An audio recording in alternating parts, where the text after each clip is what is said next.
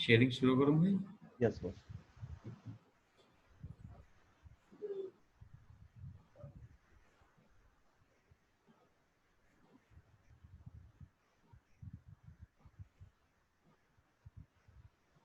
Power point दिख रही है? यस बॉस, क्लियर है। Thank you doctor Ashish, super 30 में मौका दिया तुमने मुझे बोलने का। और जो मेरा सबसे फेवरेट सब्जेक्ट है क्लिनिकल एग्जामिनेशन, आज मैं इस पे कुछ बताता हूँ आप लोगों को। मैं डॉक्टर दीपक शर्मा, डॉक्टर आशीष का कहने के लिए सीनियर हूँ, लेकिन असलियत में से यही मेरे सीनियर हैं। ये मुझे पढ़ाते रहते हैं। एनएचएमसी लखनऊ से ही पास आउट हूँ, 98 बैच। तो जो भी एनएचएमसी से हैं उनका बहुत बहुत स्वागत। नाउ सबसे पहला पॉइंट आता है कि क्लिनिकल एग्जामिनेशन की एक्चुअली नीड क्या है।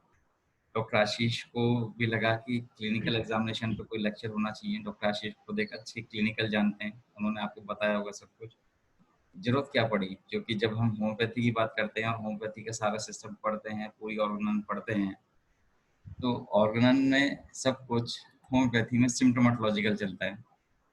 ठीक है, सिम्टोमेटोलॉजी आई होगी, लेकिन सिम्टोमेटोलॉजी आने के पीछे भी आपको क्लिनिकल एग्जामिनेशन से कुछ चीज़ें वेरीफाई करनी होती हैं जो आप कोई और मेथड से नहीं कर सकते।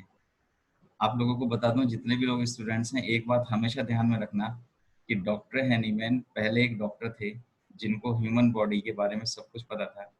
उसके बाद वो उन्होंने होम्योपैथी को जन्म दिया और वो बाद में एक अच्छे होम्योपैथ बने। तो जब तक आप ह्यूमन बॉडी को नहीं जानते हैं तब तक आप एक अच्छे होम्योपैथ नहीं बन सकते। ये हमें उन्हीं से सीखना चाहिए।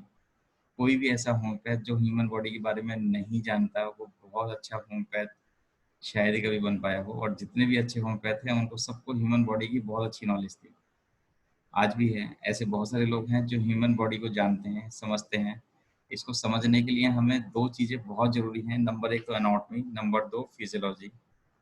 ये फर्स्ट ईयर के दोनों ऐसे सब्जेक्ट हैं जहां अगर आप किसी एक भी सब्जेक्ट में लैग कर गए तो आप शायद किसी न किसी चीज़ों को समझने के लिए आगे तक नुकसान उठाते रहेंगे। आपने जब डॉक्टर हैनीमैन सर की मैट्रीमेडिका प्योरा को पढ़ा होगा, डॉक्टर क्लार्क को पढ़ा होगा, डॉक्टर फेरिंगटन को पढ़ा होगा, सब लोगों ने कहीं ना कहीं क्लिनिकल के बारे में लिखा हुआ है। सब ने लिखा हुआ है कि पल्स ऐसे चलती है तो ये मेडिसिन है। सब ने लिखा हुआ है कि कोलाइटिस है, हालांकि वो एक सिम्टम है। बहुत सारे लोगों ने बीमारियों के नाम लिखे हुए हैं कि अगर इन बीमारियों में ये मेडिसिन काम करती हैं। तो एक्चुअली जो नीड है क्लिनिकल एग्जामिनेशन की, वो आपको आपकी नॉलेज ऑफ डिजीज को वेरीफाई करने के लिए है। अभी जब हम डॉक्टर चटर्जी सर का एक लेक्चर सुन रहे थे ऑर्गेनम के ऊपर, उन्होंने बहुत सारी बातें बताई। उन्होंने बताया कि जो सिम्टम्स हैं अब वो गायब होते जा रहे हैं बुक से। और ये हम होम्योपैथ के लिए एक सबसे खराब बात हो जाएगी, क्योंकि जब हम क्लिनिकल पढ़ते हैं और सिम्टोमेटोलॉजी लाते हैं नॉलेज ऑफ डिजीज को जानने के लिए, तो जब हैरिसन जैसी बुक्स को पढ़ते हैं, डेविडसन को पढ़ते हैं, तो अब से 10, 15, 20 साल पहले जो क्लिनिकल होती थी अब वो क्लिनिकल नहीं रह गई है। सब लोग इन्वेस्टिगेशन बेस्ड चले गए हैं। ये एक बहुत बुरा है आप लोगों के लिए, क्योंकि आपको क्लिनिकल सिम्टम्स अब कहीं नहीं मिलते। आपको हैरिसन में रूमेटॉइड अर्थराइटिस, जहाँ पहले 10 पेज की होती थी अब 4 पेज की रह गई है। तो सिम्टम्स घटते जा रहे हैं। आपके पास सिर्फ मैट्रीमेडिका के सिम्टम्स रह गए हैं। पहले हम जब लोग पढ़ते थे तो हमें पता होता था कि अगर जॉन्डिस आएगा तो इतने सारे सिम्टम आएंगे, लेकिन आज जब पढ़ते हैं तो ये कहते हैं कि जॉन्डिस आएगा तो बिलिरुबिन बढ़ जाएगा। तो बिलिरुबिन बढ़ना एक अलग चीज़ है, लेकिन बिलिरुबिन बढ़ने से सिम्टम्स क्या आएंगे ये आपको एक्चुअली पता होना चाहिए। तो नीड है, अगर आपको क्लिनिकल एग्जामिनेशन नहीं आता है तो आप हो सकता है कि होम्योपैथी से ठीक कर ले जाओ मरीज को, लेकिन आपने कैसे किया, उसमें एक्चुअली क्या ठीक किया, ये शायद कभी ना बता पाओ। तो ज़रूरी है कि आपको क्लिनिकल एग्जामिनेशन आना चाहिए, हर उसमें आना चाहिए, हर मोड में। मैं छोटी सी कोशिश करूंगा, क्योंकि मेरा ऐसे ही पहला लेक्चर है जब मैं बिना पेशेंट के आपको क्लिनिकल एग्जामिनेशन सिखा रहा हूँ, क्योंकि बहुत सारी ऐसी चीज़ें हैं जो मैं आपको ऑन द स्पॉट ही बताता हूँ। हर एक स्टूडेंट को ऑन द स्पॉट पेशेंट पर एग्जामिनेशन करके बताता हूँ कैसे करना है। आप सब लोग अगर अपनी वीडियोस ऑन कर सकते हैं तो कर लीजिए, क्योंकि मुझे जो आपको सिखाना है वो मैं चाहता हूँ कि आप जैसा कर रहे हैं वो ठीक है या नहीं। तो मैं गलतियाँ बता सकता हूँ। वीडियो ऑन करने में कोई दिक्कत नहीं है हमें, तो आप लोग कर सकें तो बहुत ही अच्छा है। जब क्लिनिकल एग्जामिनेशन की बात करते हैं तो केस टेकिंग डॉक्टर आशीष ने आपको बहुत अच्छे से पढ़ा दी होगी। इंट्रोडक्शन से शुरू होती है, उसके बाद प्रेजेंटिंग कंप्लेंट से, हिस्ट्री ऑफ प्रेजेंटिंग कंप्लेंट से लेकर के फार पास हिस्ट्री, सब कुछ चलते हुए जनरल एग्जामिनेशन पे आते हैं, सिस्टमिक एग्जामिनेशन पे आते हैं, उसके बाद मेंटल्स भी आते हैं। तो आप सब लोगों को एक बात और बता दूं कि जो केस टेकिंग है उसको हमेशा ये कहा जाता है कि एक आर्ट भी है। केस टेकिंग कोई फिक्स फॉर्मेट नहीं है। केस टेकिंग का मतलब ये नहीं कि आप पेशेंट इमरजेंसी में आया, आपके पास बहुत सीवियर एब्डोमिनल पेन है और आप ये उससे पूछने लगो कि आप कहाँ रहते हो, आपका फ़ोन नंबर क्या है या आपका नाम क्या है। केस टेकिंग आर्ट इसलिए कही गई है क्योंकि आप अपनी केस टेकिंग को अपने हिसाब से कभी भी मॉडिफाई कर सकते हो अकॉर्डिंग टू द सिचुएशन। हो सकता है कि आपको सीधे ही एब्डोमिनल पेन के लिए आपको बेड पे लेटाना पड़े और आपको एकदम से उसका एब्डोमिनल एग्जामिनेशन शुरू करना पड़े, ताकि पेशेंट को लगे कि हाँ, जो कार्रवाई है वो शुरू हो गई। तो जो म्यूज़िक है वो अपनी टोन से बनाना होता है। ये ऑर्गेनाइज में डॉक्टर हेनवेन सर ने बहुत अच्छे से सिखाया था। ऐसे ही क्योंकि हम लोग बाकी केस टेकिंग डॉक्टर आशीष सिखाई देंगे आपको, मैं सिर्फ आज क्लिनिकल एग्जामिनेशन के बारे में बताता हूँ। तो जनरल एग्जामिनेशन के हमेशा 10 पॉइंट होते हैं जो सबसे कॉमनेस्ट पॉइंट हैं। उसमें सबसे पहला पॉइंट है जनरल कंडीशन। जब भी कभी पेशेंट आएगा तो जनरल कंडीशन उसकी ज़रूर देखनी है। ये 3 कैटेगरीज़ में डिफाइन होती है, माइल्ड, मॉडरेट और सीवियर। जनरली जब भी कोई पेशेंट आएगा तो उसकी माइल्ड कैटेगरी होती है, ये मान करके चलते हैं। पहले पेशेंट की बात कर रहे हैं, क्योंकि जब हमारे पास पेशेंट आ रहे हैं तो इसका मतलब वो हेल्दी तो है नहीं। जब हेल्दी नहीं है तो इसका मतलब माइल्ड सिम्पटम्स तो होंगे ही। तो जब भी आप कभी जनरल कंडीशन लिखेंगे या जनरल कंडीशन की पहली जो क्वालिटी है वो है माइल्ड। आपको माइल्ड तो लिखना ही है कि जो जनरल कंडीशन थी वो माइल्ड थी। ये मैं फर्स्ट टाइम की बात बता रहा हूँ, फॉलोअप्स की बात नहीं है। दूसरा है मॉडरेट। मॉडरेट वो कंडीशन जहाँ पे पेशेंट आ रहा है अपने सिम्टम्स के साथ बैठ पा रहा है आराम से, आपको बताया कि मेरे सिर में दर्द है लेकिन मैं टॉयलेट कर पा रहा हूँ, बहुत दिनों से है। एक्यूट्स में भी ऐसा देखा गया है कि एब्डोमिनल पेन है, आ गया, बैठ गया, उसने बताया कि मुझे 10 दिन से है, लेकिन अभी भी बैठा हुआ है। तो जो ऐसी कंडीशन है वो मॉडरेट कंडीशंस में आती हैं। उसके बाद आती है सीवियर कंडीशन। सीवियर कंडीशन वो कंडीशन होती है जहाँ पे पेशेंट आपको कभी भी बैठा हुआ नहीं मिलेगा। जैसे ही आपके चैम्बर के अंदर आएगा, जैसे ही आपके क्लिनिक के अंदर आएगा, वो जगह ढूँढेगा कि कहीं न कहीं मुझे लेटने के लिए कोई जगह मिल जाए। That is called the severe condition. ऐसी कंडीशन में ज़्यादातर आपको हमेशा पेशेंट को सबसे पहले देखना चाहिए। सबसे पहले ये देखना चाहिए, अटेंशन देनी चाहिए उसी पेशेंट को जो सीवियर कंडीशन में आ रहा है। और आपके पास एक एग्जामिनेशन बेड ज़रूर होना चाहिए, 100% होना चाहिए, क्योंकि मैक्सिमम होम्योपैथिक क्लिनिक में एग्जामिनेशन बेड नहीं होते। और अगर एग्जामिनेशन बेड होते हैं तो उन पे बहुत ज़्यादा सामान रखा होता है। तो ये कभी भी नहीं करना है आपको अपना एग्जामिनेशन बेड, क्योंकि जब हम लोग अपनी ओपीडीज करते हैं तो हमारे एग्जामिनेशन बेड ज़्यादातर खाली रहते हैं। और इसलिए रहते हैं क्योंकि सीवियर पेशेंट आपके पास कभी भी आ जाएगा और जब भी आएगा उसको लेटने के लिए जगह चाहिए।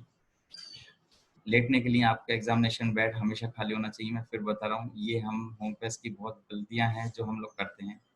और ऐसा नहीं है कि हम लोगों को एग्जामिनेशन नहीं करना चाहिए, करना चाहिए, क्योंकि क्लिनिकल वेरिफिकेशन उसी से होंगी। तो ये था जनरल कंडीशन के बारे में। उसके बाद सबसे जो मेन चीज़ आती है वो आती है पल्स रेट। मैं एक बार आपको रिवाइज करा देता हूँ, पूरी 10 चीज़ हैं। General condition, pulse rate, respiratory rate, temperature, BP, 5 चीज़ें हो गई। उसके बाद उसका पेलर, इक्टेरस, साइनोसिस, फिर उसके बाद उसका एडिमा और क्लबिंग। तो इसी सीक्वेंस में चलेंगे। तो अभी जो सबसे पहला बताया वो मैंने जनरल कंडीशन, फिर उसके बाद पल्स रेट। अब पल्स रेट को देखने के लिए मैं आप लोगों को बताऊं कि जो सबसे मेन चीज़ है वो है कि उसको कैसे फील करोगे। पल्स रेट को जो देखने का तरीका है, आप सब लोग जो जो मैं बताता जाऊं अगर साथ में करते जाएंगे तो बहुत ही अच्छा है। पल्स रेट को देखने का एक सबसे अच्छा तरीका ये होता है कि आपको 3 फिंगर्स का यूज़ करना होता है, जिसमें से जो इंडेक्स फिंगर है उसको प्रेस करना होता है, उससे आर्टरी को ब्लॉक करना होता है। फिर उसके बाद सेकंड फिंगर से भी हल्का प्रेस करना होता है और थर्ड से फील करना होता है। एक्चुअली सेकंड और थर्ड दोनों फीलिंग्स के लिए बनी हुई हैं। फर्स्ट इंडेक्स फिंगर जो है उससे हमें आर्टरी को ब्लॉक करना है। पूरी बॉडी में हम लोग 7 जगह पल्स देख सकते हैं और हमें एक्चुअल में तो सातों जगह पल्स देखनी चाहिए और देखना चाहिए कि सर्कुलेशन कहाँ डिस्टर्ब हो रहा है।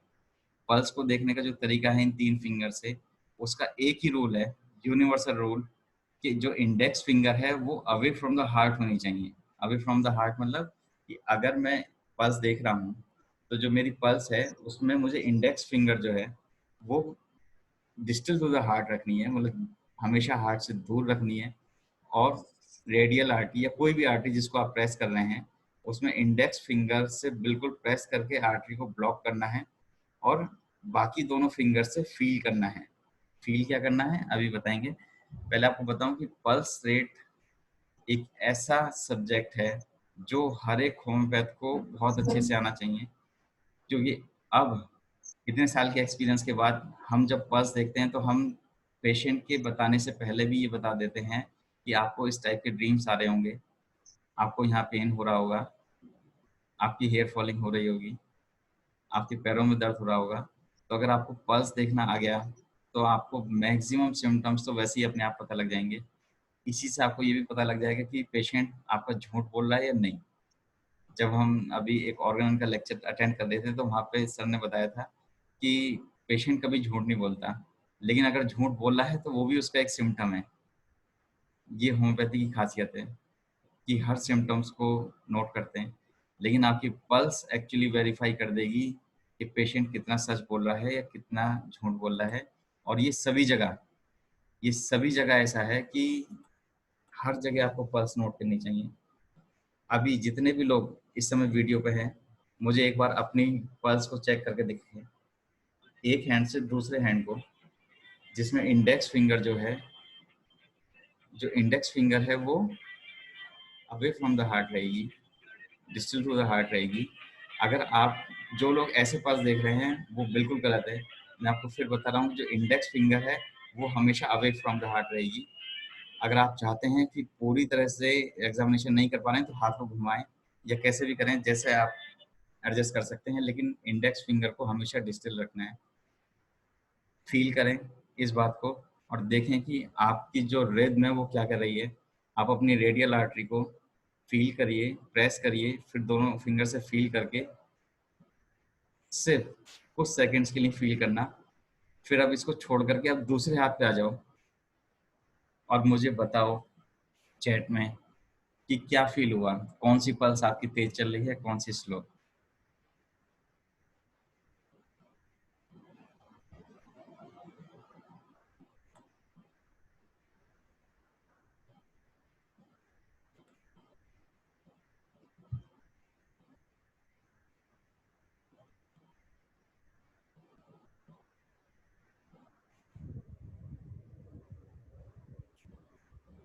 डॉक्टर आशीष, कुछ फर्क पता लगा? हम्म राइट ठीक फर्स्ट, राइट ये सॉरी, राइट वाली फास्ट है और लेफ्ट वाली स्लो है थोड़ा। ठीक है, और किसी का भी कोई जवाब देख लेते हैं। एक ने लिखा है left is slightly high, it is little fast. Doctor Shweta Singh बोल रही हैं right fast, left slow, left slow. देखिए, मैं आज आप लोगों को जो बात बता रहा हूँ ना, ये शायद आपको कभी बुक में नहीं मिलेगी और शायद आपने इससे पहले कभी ये भी फील नहीं किया होगा कि दोनों पल्स में डिफरेंस होता है। डॉक्टर आशीष, ऐसा ही है ना? Yes boss. दोनों पल्स में हमेशा डिफरेंस होता है और इसी से एक्चुअली आप पेशेंट की साइकिक पता लगा लेंगे कि इस समय उसके मन में क्या चल रहा होगा। ये एक्चुअली फीलिंग्स हैं जो मैं शायद आपको ऑनलाइन तो नहीं बता पाऊंगा। हालांकि कोरोना ने सब कुछ ऑनलाइन कर दिया है, लेकिन ये चीज़ें आज भी फिजिकल वेरिफिकेशन के लिए बहुत ज़रूरी है। आप सब लोगों को मज़ा आएगा जब आप अपनी पल्स को वेरीफाई करोगे। हम चैट में देख रहे हैं, हम आशीष से भी सुन रहे हैं कि किसी की राइट ज़्यादा तेज चल रही है, किसी की लेफ्ट ज़्यादा तेज चल रही है। ये सब कुछ उनकी साइकी पे इस समय डिपेंड कर रहा है। जो बहुत ज़बरदस्ती अटेंड कर रहा होगा उसकी लेफ्ट ही चल रही होगी ज़्यादा, जो अपने मन से अटेंड कर रहा है वो उसकी राइट चल रही होगी। डॉक्टर वीपी सिंह सर कुछ कहना चाह रहे हैं? जब हम लेफ्ट या राइट से जब चेक करते हैं, जी उसमें क्या हाथ ऊपर नीचे, ये नीचे से ऊपर से इस तरह करना पड़ेगा या दूसरे वाला हाथ नहीं, घुमाना पड़ेगा? नहीं सर, जो पल्स रेट है वो आपके हार्ट रेट पर से डिपेंड करती है। जैसा आपका हार्ट चल रहा है बिल्कुल वैसे ही है। अगर आपकी आर्टरी किसी वजह से ब्लॉक हो रही है, कोई स्वेलिंग है, कोई लम्स हैं, कोई बाकी सब चीज़ें हैं जो पैथोलॉजिकल है, सिर्फ उसी से डिफरेंस आएगा, वरना डिफरेंस नहीं आएगा, क्योंकि जो भी आपकी पल्स आ रही हैं वो हार्ट से आ रही हैं। नहीं, जैसे देखिए मैं देख रहा हूँ इस तरह से जी कि आपने इंडेक्स को जो है डिजिटल बताया इस तरह से, जी इस तरह से, है जी। ना? और इसको भी क्या ऐसे ही देखेंगे या ऐसे देख सकते हैं, ऐसे देख सकते हैं, कैसे देख सकते हैं? सर एक मिनट, आपकी हाँ क्या क्या बोला सर आपने, वीडियो में कुछ बताइए। जैसे इसको ऐसे देख रहे हैं जी या इसको ऐसे भी देख सकते हैं, नहीं जैसे सर, मैं क्यों? नहीं सर ऐसे नहीं देख सकते। रूल यही है कि इंडेक्स फिंगर जो है वो अवे फ्रॉम द हार्ट रहेगी, यही तरीका रहेगा हमेशा। जब आप अपनी एग्जामिनेशन कर रहे हैं तो आपको हाथ घुमाना ही पड़ेगा, इसके अलावा कोई ऑप्शन नहीं। जो अभी आपने पकड़ा हुआ ये बिल्कुल एब्सोल्युटली रॉन्ग है। ये ये बिल्कुल, जिसमें इंडेक्स फिंगर से आपको आर्टरी को ब्लॉक करना है और बाकी दोनों फिंगर से फील करना है। मेरे पास अभी एक आंसर आया है, हालांकि मेरी अपनी स्टूडेंट है डॉक्टर श्वेता सिंह का, कि दिस इज नॉट ट्रू जो मैंने बताया कि जो लेफ्ट साइड की जिनकी ज़्यादा चल रही है वो गलत चल रही होगी, वो जबरदस्ती अटेंड कर रहे होंगे। तो डॉक्टर श्वेता, आपने ही मुझे कहा था कि 15 मिनट मुझे पहले लेक्चर से बता देना, फ़ोन कर देना, मैं उठ जाऊंगी। तो खुद फील करो, पल्स कभी भी झूठ नहीं बोलती। पेशेंट झूठ बोल सकता है, पेशेंट कभी भी झूठ बोल सकता है आपको ना बताने के लिए। झूठ कहाँ बोलता है? जहाँ कोई अटेंडेंट बैठा हो, उसके सामने कोई बात ना बताना चाह रहा हो, या आपको अपनी पर्सनल बातें ना बताना चाह रहा हो, जैसे हम लाइकोपोडियम को देखते हैं, एकदम से आपको कुछ ना बताए। लेकिन आपके जो पल्स है वो कभी भी झूठ नहीं बोलेगी, वो आपको बता देगी कि पेशेंट इस समय क्या सोच रहा होगा, वो हमें जो बता रहा है वो सब कुछ सही है या नहीं। खैर, ये सब डॉक्टर आशीष आपको ज़्यादा अच्छा पढ़ा लेंगे, मैं तो आपको सिर्फ पल्स के बारे में बता देता हूँ। अब बात आई कि पल्स आप बॉडी में और कहाँ कहाँ देख सकते हो। तो देखिए, पल्स रेट देखने का तरीका मैंने आपको बता दिया, आपको ये भी बता दिया कि पल्स को कैसे फील करना है। अब आपको बताता हूँ कि कहाँ कहाँ पल्स देख सकते हैं। तो सबसे पहला जो पॉइंट आर्टरी आती है वो आती है कैरोटिड आर्टरी। रूल हमेशा यही रहेगा कि index finger is away from the heart. Now अब कैरोटिड आर्टरी होती कहाँ है? ये होती है just lateral to the trachea. Trachea को कैसे फील करेंगे? अपनी नेक पे जाइए, बिल्कुल बीच में ट्रैकिया है जहाँ से मेरी वॉइस डिस्टर्ब हो रही है। रूल वही रहेगा कि index finger away from the heart, मतलब सबसे अबव रहेगी, और बिल्कुल उसके लेटरली जाकर के कम फील करिए। इंडेक्स फिंगर से प्रेस करिए और बाकी दोनों फिंगर से फील करिए। ये सब लोग करके देखिए। ये रूल है, इसका रूल ये है कि एक बार में एक ही कैरोटिड आर्टरी को फील करना है, नहीं तो हाइपोक्सिया में पहुंच जाओगे अगर दोनों को किया तो। एक बार में एक ही आर्टरी, कैरोटिड आर्टरी को फील करना है। ना फील करिए, index finger away from the heart, just lateral to the trachea, कहीं और नहीं जाना है, बस पहले ट्रैकिया को फील करिए, ट्रैकिया के जस्ट लेटरली चले जाइए, इंडेक्स फिंगर को ऊपर रखिए, उसको हल्का सा प्रेस करिए, बाकी दोनों से फील करिए। डॉक्टर आशीष, हो पा रही है? यस बॉस, मिल गई। क्लियर? हाँ। सेम ऐसे ही यहाँ भी करते हुए चलेंगे कि दूसरी आर्टरी को भी फील करके देख लीजिए कि कौन सी तेज है कौन सी स्लो है। जहाँ तक कैरोटिड आर्टरी का सवाल है, लगभग सिमिलर मिलती हैं। आपको इसके लिए हार्ट का सर्कुलेशन बहुत अच्छे से आना चाहिए, आपको पता होना चाहिए कि हार्ट कितनी तेजी से या कितने स्लो काम कर रहा है, सब कुछ आपको यहीं समझ में आ जाएगा। इसीलिए क्लिनिकल एग्जामिनेशन बहुत ज़रूरी है। कैरोटिड आर्टरी के बाद आती हैं एक्सिलरी आर्टरी, जो आपके एक्सिला में होती हैं। फिर उसके बाद आती हैं ब्रेकियल आर्टरी, जहाँ पे हम लोग ज़्यादातर ब्लड प्रेशर देते हैं। जब भी मैं कभी पढ़ाता हूँ तो मैक्सिमम लोगों को ब्रेकियल आर्टरी को पाल्पेट करना नहीं आता, ये नहीं पता होता कि यहीं पे एक्चुअली बीपी क्यों लिया जाता है। ठीक है ना, एक मिनट सर।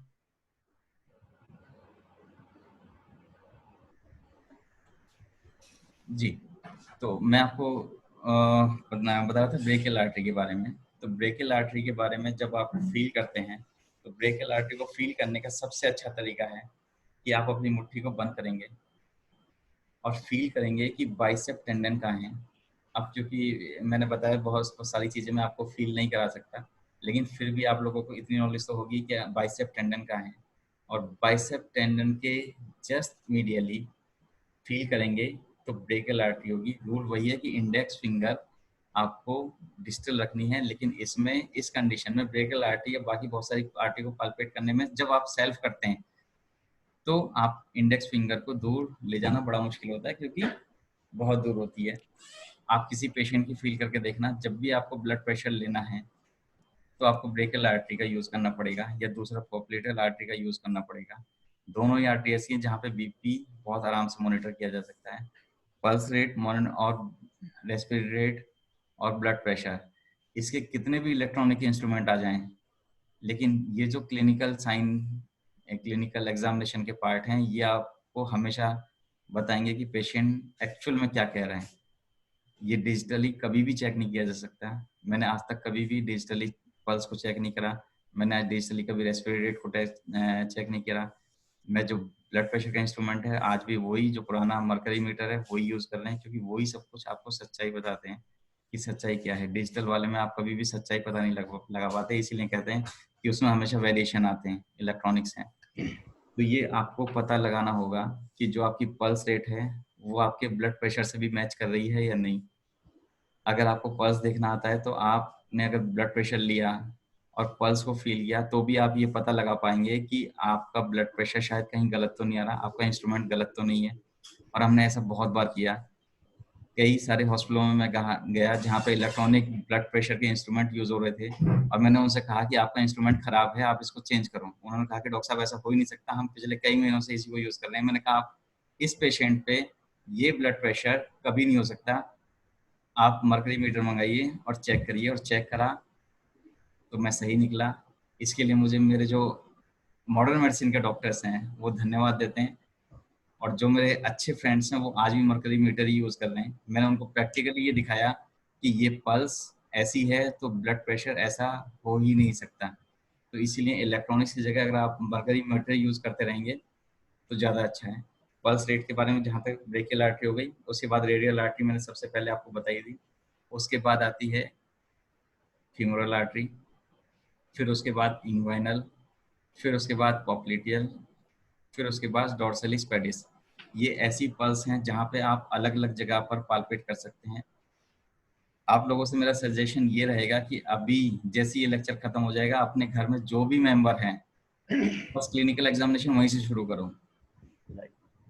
ठीक है, आप कभी भी ये मत सोचना कि मैं पेशेंट से शुरू करूंगा। आपके घर में जो भी अभी नॉर्मल हो बस उसी का शुरू करो, क्योंकि हम लोग गलती क्या करते हैं कि हम लोग सबसे पहले एबनॉर्मल सीखना शुरू करते हैं। हमारे पास जितने भी स्टूडेंट आते हैं वो सबसे पहले ये कहते हैं कि सर वीजिंग क्या है, बस ये सुनवा दो।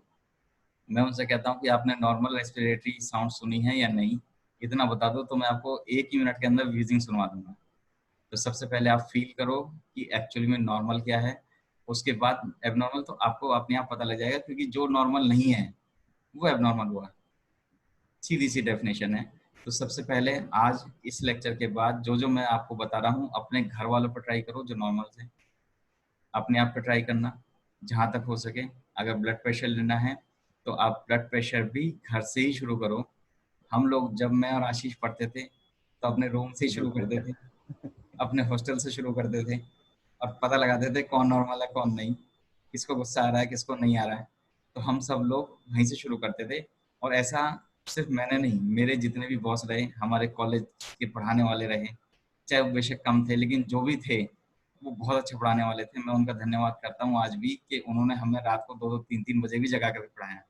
और यही शायद मोटो है जिसकी वजह से आज डॉक्टर आशीष आपको सुबह सुबह पढ़ा पा रहे हैं। वरना कहीं भी मुझे लगता है किसी और कॉलेज में ऐसा नहीं हो रहा होगा जहाँ पे आपको सुबह 5 बजे 6 बजे उठ करके कोई पढ़ा रहा होगा, क्योंकि हमारे कॉलेज ने हमें यही सिखाया है और हम इसको कंटिन्यू करे हुए हैं। तो आज मुझे भी मौका दिया डॉक्टर आशीष ने, तो बिल्कुल बहुत बहुत धन्यवाद। मुझे बहुत ही बढ़िया लग रहा है इस समय पढ़ा करके। ना पल्स रेट जितनी भी मैंने बताई है सब जगह चेक करना, आपको फील होगा कि हर जगह पल्स अलग आएंगी, दोनों साइड की अलग आएंगी। यही आपको बता देंगे कि आपकी लीवर में प्रॉब्लम है, यही आपको बता देंगे कि आपको पैरों में दिक्कत है, यही आपको बता देंगे कि पैनक्रियाज में दिक्कत है। जब हमारे पास पेशेंट आते हैं और मेरे स्टूडेंट खड़े होते हैं तो मेरे स्टूडेंट ये फील करते हैं कि जब मेरे पास पेशेंट आता है तो मैं सबसे पहले उसकी पल्स देखता हूँ और उसके बाद उसको ये बताता हूँ कि आपको ये हो रहा होगा, आपको ऐसा हो रहा होगा, आपको ऐसे सपने आ रहे होंगे। तो ये सबसे अमेजिंग होता है और वो वेरिफिकेशन करते हैं। इसको डायरेक्ट क्वेश्चन नहीं बोलते, इसको बोलते हैं आपका एक्सपीरियंस। ये बहुत दिनों में आया है और आपको भी शायद टाइम लग जाएगा, लेकिन आप इसको करते रहना बस। बॉस, एक चैट में है कि ब्रैकियल पल्स के बारे में एक जानना चाहते हैं कि इसको दोबारा से आप बता सकते हो? सर अभी ब्रेकियल पल्स के बारे में, अभी ब्लड प्रेशर पे आऊँगा ना, सब कुछ नहीं, बताऊँगा। ठीक है। और तो कोई क्वेश्चन नहीं है? नहीं। ठीक है,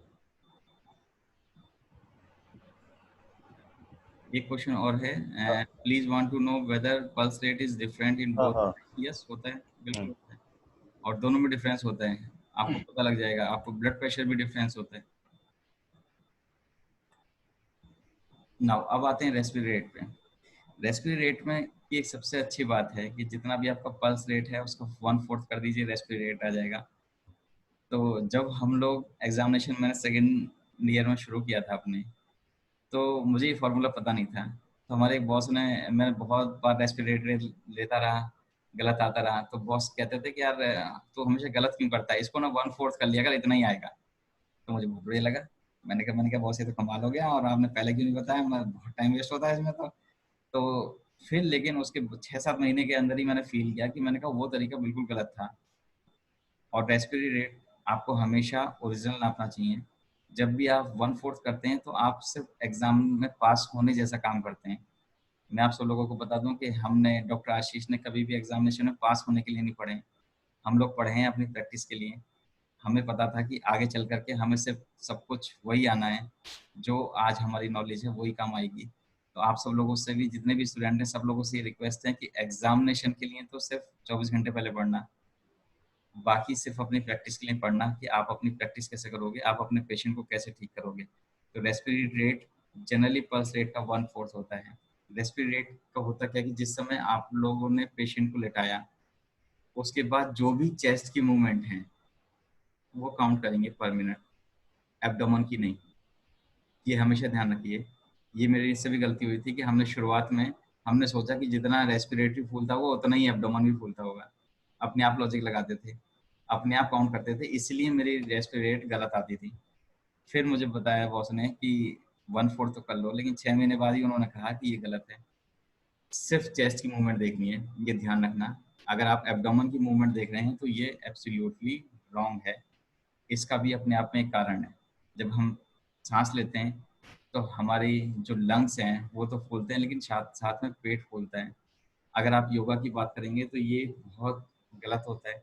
अगर आप ऐसा कर रहे हैं तो इसका मतलब आपकी बॉडी का कोई तो सिस्टम ऐसा है जो ठीक नहीं है।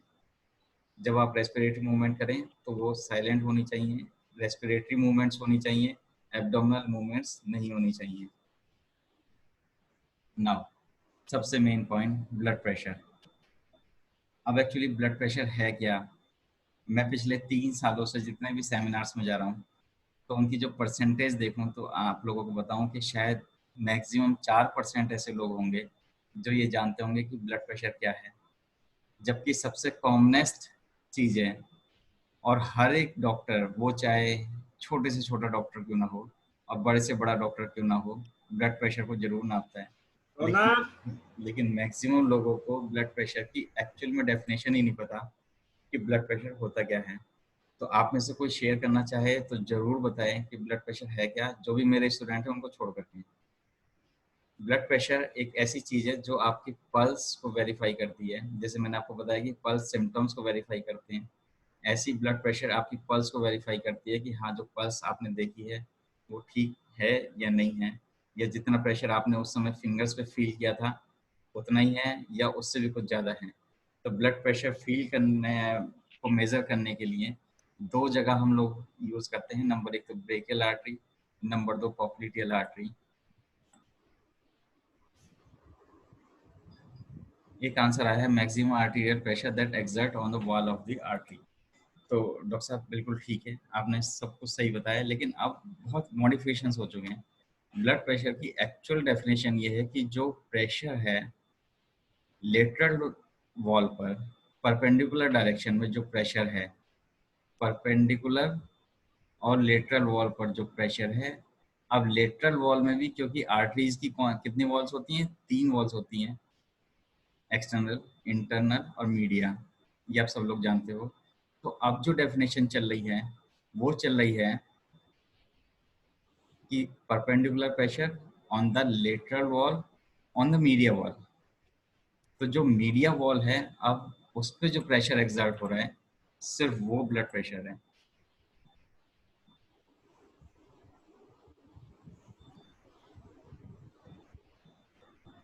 अच्छा, डॉक्टर वीपी सिंह, हाँ हाँ, आपने बढ़िया बात बताई कि नॉर्मल्स हमें बताने चाहिए जो। तो नॉर्मल काउंट्स अभी बताता हूँ सर। ब्लड प्रेशर की जो सबसे मेन बात है, जो डेफिनेशन है, वो है perpendicular pressure on the lateral wall of artery on the medial wall.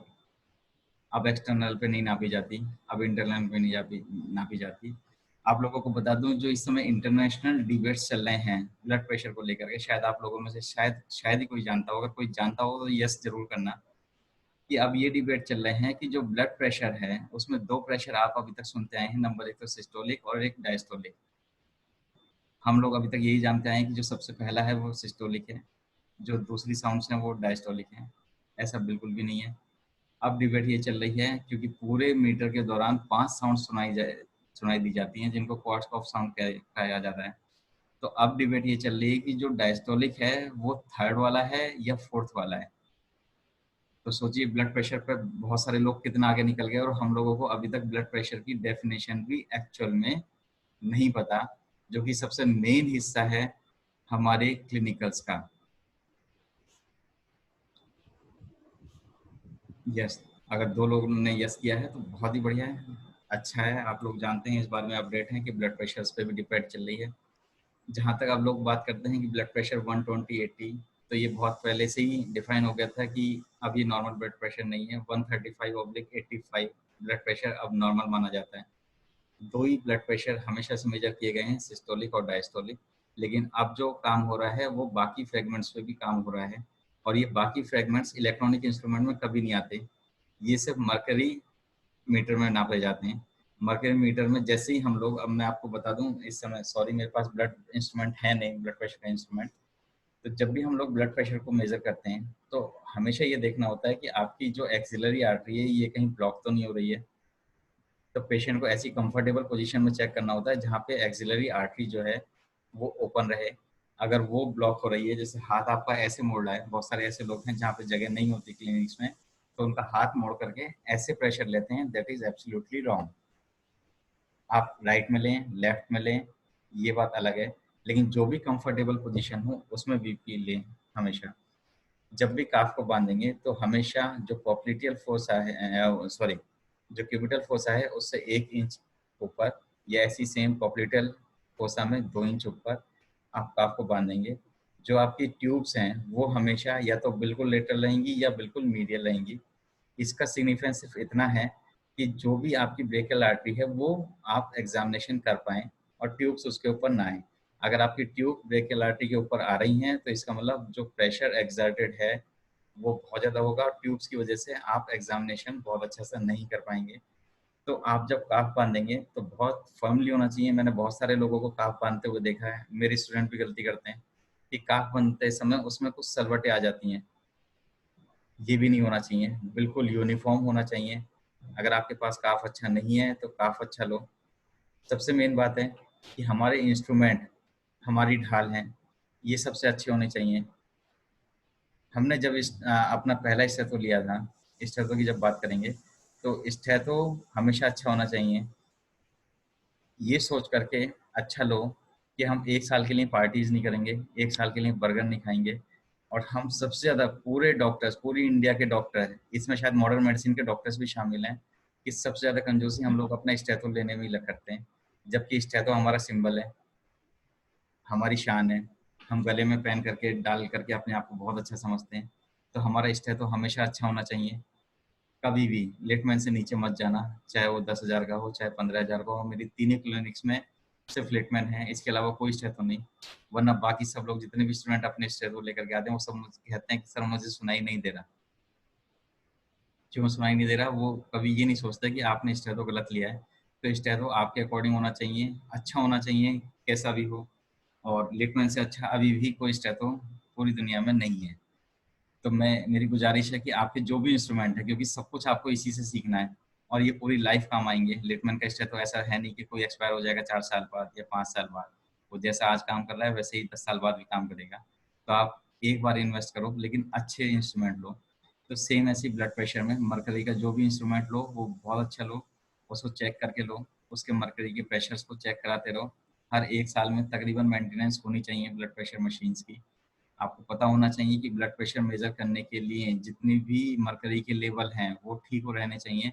अगर आपकी मरकरी कहीं से भी लीक कर गई है तो भी आपके ब्लड प्रेशर गलत आएंगे। तो मैं मेजरमेंट पे चला था, जब हम काफ को बांध लेते हैं अच्छी तरह से यूनिफॉर्म तरीके से, तो ट्यूब्स हैं या तो बिल्कुल लेटरल होंगी या बिल्कुल मीडियल होंगी। जब आप काफ को प्रेस करते हैं और आप प्रेशर जनरेट करते हैं तो होता क्या है बेसिकली, नाउ यहाँ पे फिजिक्स अप्लाई होती है। एक बर्नौलीज थ्योरम आपने पढ़ी होगी फिजिक्स में। यहाँ एक्चुअली बर्नौलीज थ्योरम पर आधारित है पूरा ब्लड प्रेशर। ब्लड प्रेशर के लिए जब हम काफ को प्रेशर देते हैं तो हम अपनी ब्रेकियल आर्टरी को ब्लॉक कर रहे होते हैं, और वो आर्टरी धीरे धीरे धीरे धीरे धीरे ऐसे ब्लॉक होती चली जाती है। जब हम उसको रीओपन करते हैं तो आपने पढ़ा होगा बर्नौलीज थ्योरम में होता क्या है कि जैसे ही ये ओपन होगी तो एकदम टर्बुलेंस फ्लो आएगा। मतलब जो स्ट्रीम लाइन फ्लो है वो एक टर्बुलेंस के फॉर्म में जाएगा। ये जब टर्बुलेंस होगा तो एक आवाज होगी, that is called the systolic.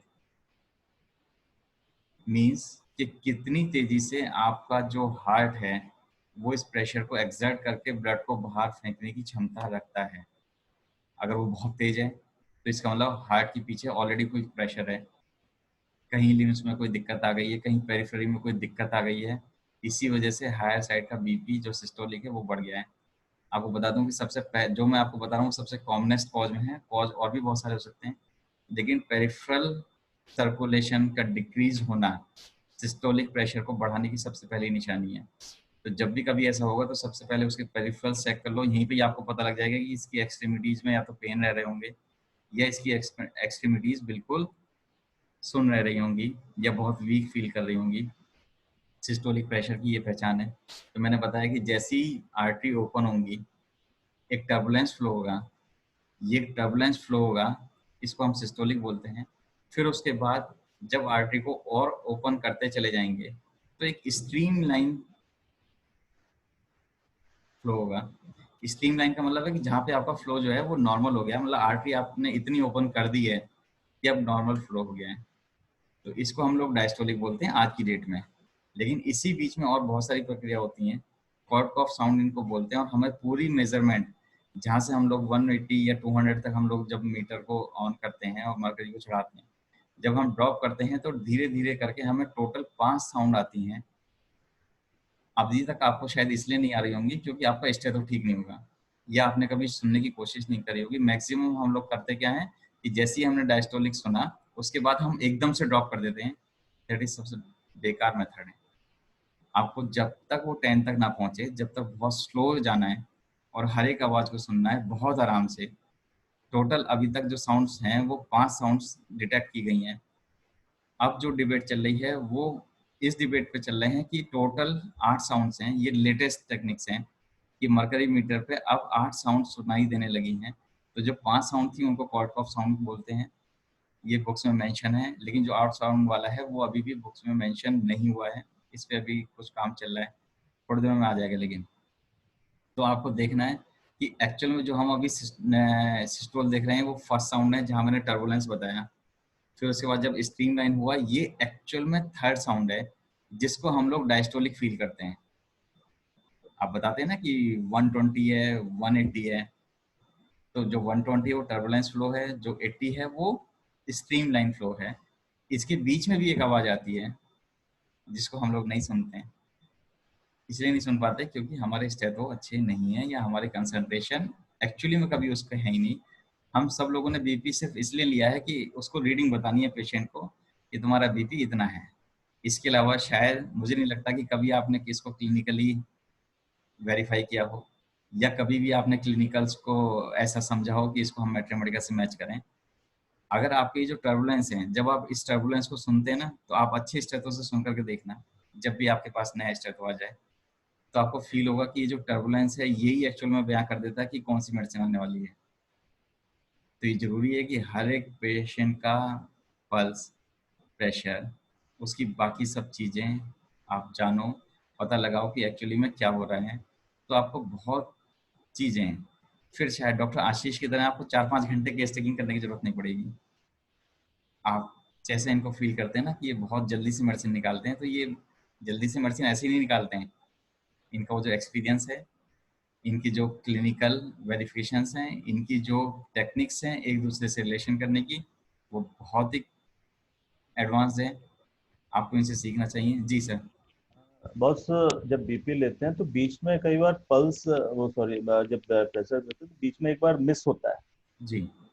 तो वो किस क्यों होता है, तो आप बता सकते हैं थोड़ा सा कि? वो जो मिस होता है ना, वही आवाजें हैं, वही आपके सर्कुलेशन की एक्चुअली स्टेज बताते हैं। वही आपको ये बताते हैं कि आपकी आर्टरी जो है वो पूरी तरह से ओपन नहीं हो पा रही, और आप इसी ब्लड प्रेशर पे जितने भी क्लिनिशियन है वो पहले ही बता देते थे कि आपके हार्ट में ब्लॉकेज है। सोचो, हार्ट के ब्लॉकेज के लिए अब से, जब से हमारे पास एंजियोग्राफी या बाकी एडवांस चीजें आई हैं, ये तो अभी आई है ना, लेकिन उससे पहले भी लोग ऐसा बता देते थे अपने क्लिनिकल से कि हाँ आपको हार्ट में कोई दिक्कत है। तो वो जो आवाजें हैं ना, वो सब कुछ आपकी आर्टरी के इलास्टिसिटी पे डिपेंड करती हैं, आपके ब्लड प्रेशर, आपकी हार्ट की कंडीशन पे डिपेंड करती हैं कि कौन सी साउंड कहाँ आएगी। आपको इन पांचों साउंडों को पहले नॉर्मल सुनना पड़ेगा, उसके बाद ही आप नॉर्मल सुनना पड़ेगा। जहाँ पे आपको ऐसी आवाज क्लिक करे जो बिल्कुल अनयूजुअल है, जो जैसा आपने अभी डॉक्टर साहब बताया, तो वो बिल्कुल एबनॉर्मल है। कहीं ना कहीं वॉल पे जाइए, कोई ना कोई आपको डिफॉर्मिटी 100% मिलेगी। और इस बात की आपको वाकई में खुशी होगी जब आप किसी पेशेंट को ये कह देंगे कि आपके वॉल में कोई दिक्कत है, और वो एंजियोग्राफी या ईको के दौरान उस वॉल में दिक्कत आ जाए।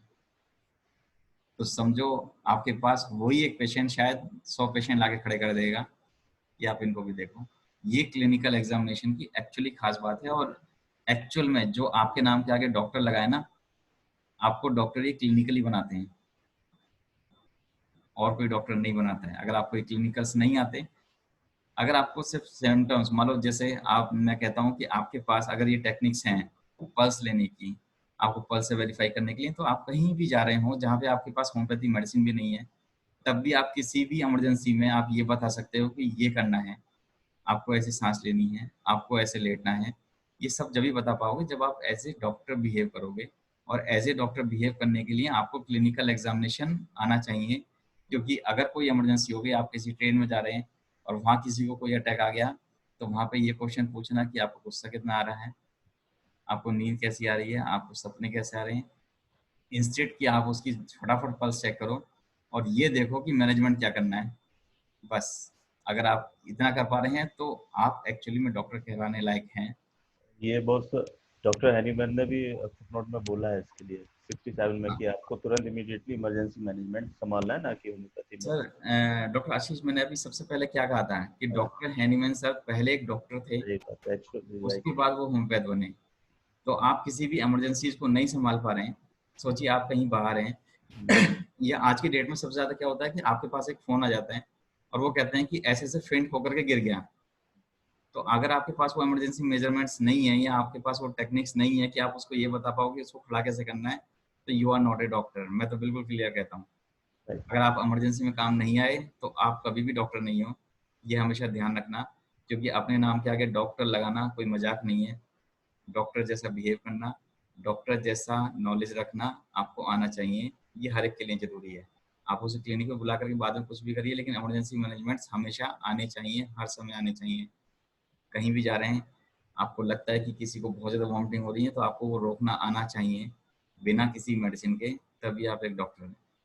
तो खैर, ब्लड प्रेशर पे बात चल रही थी।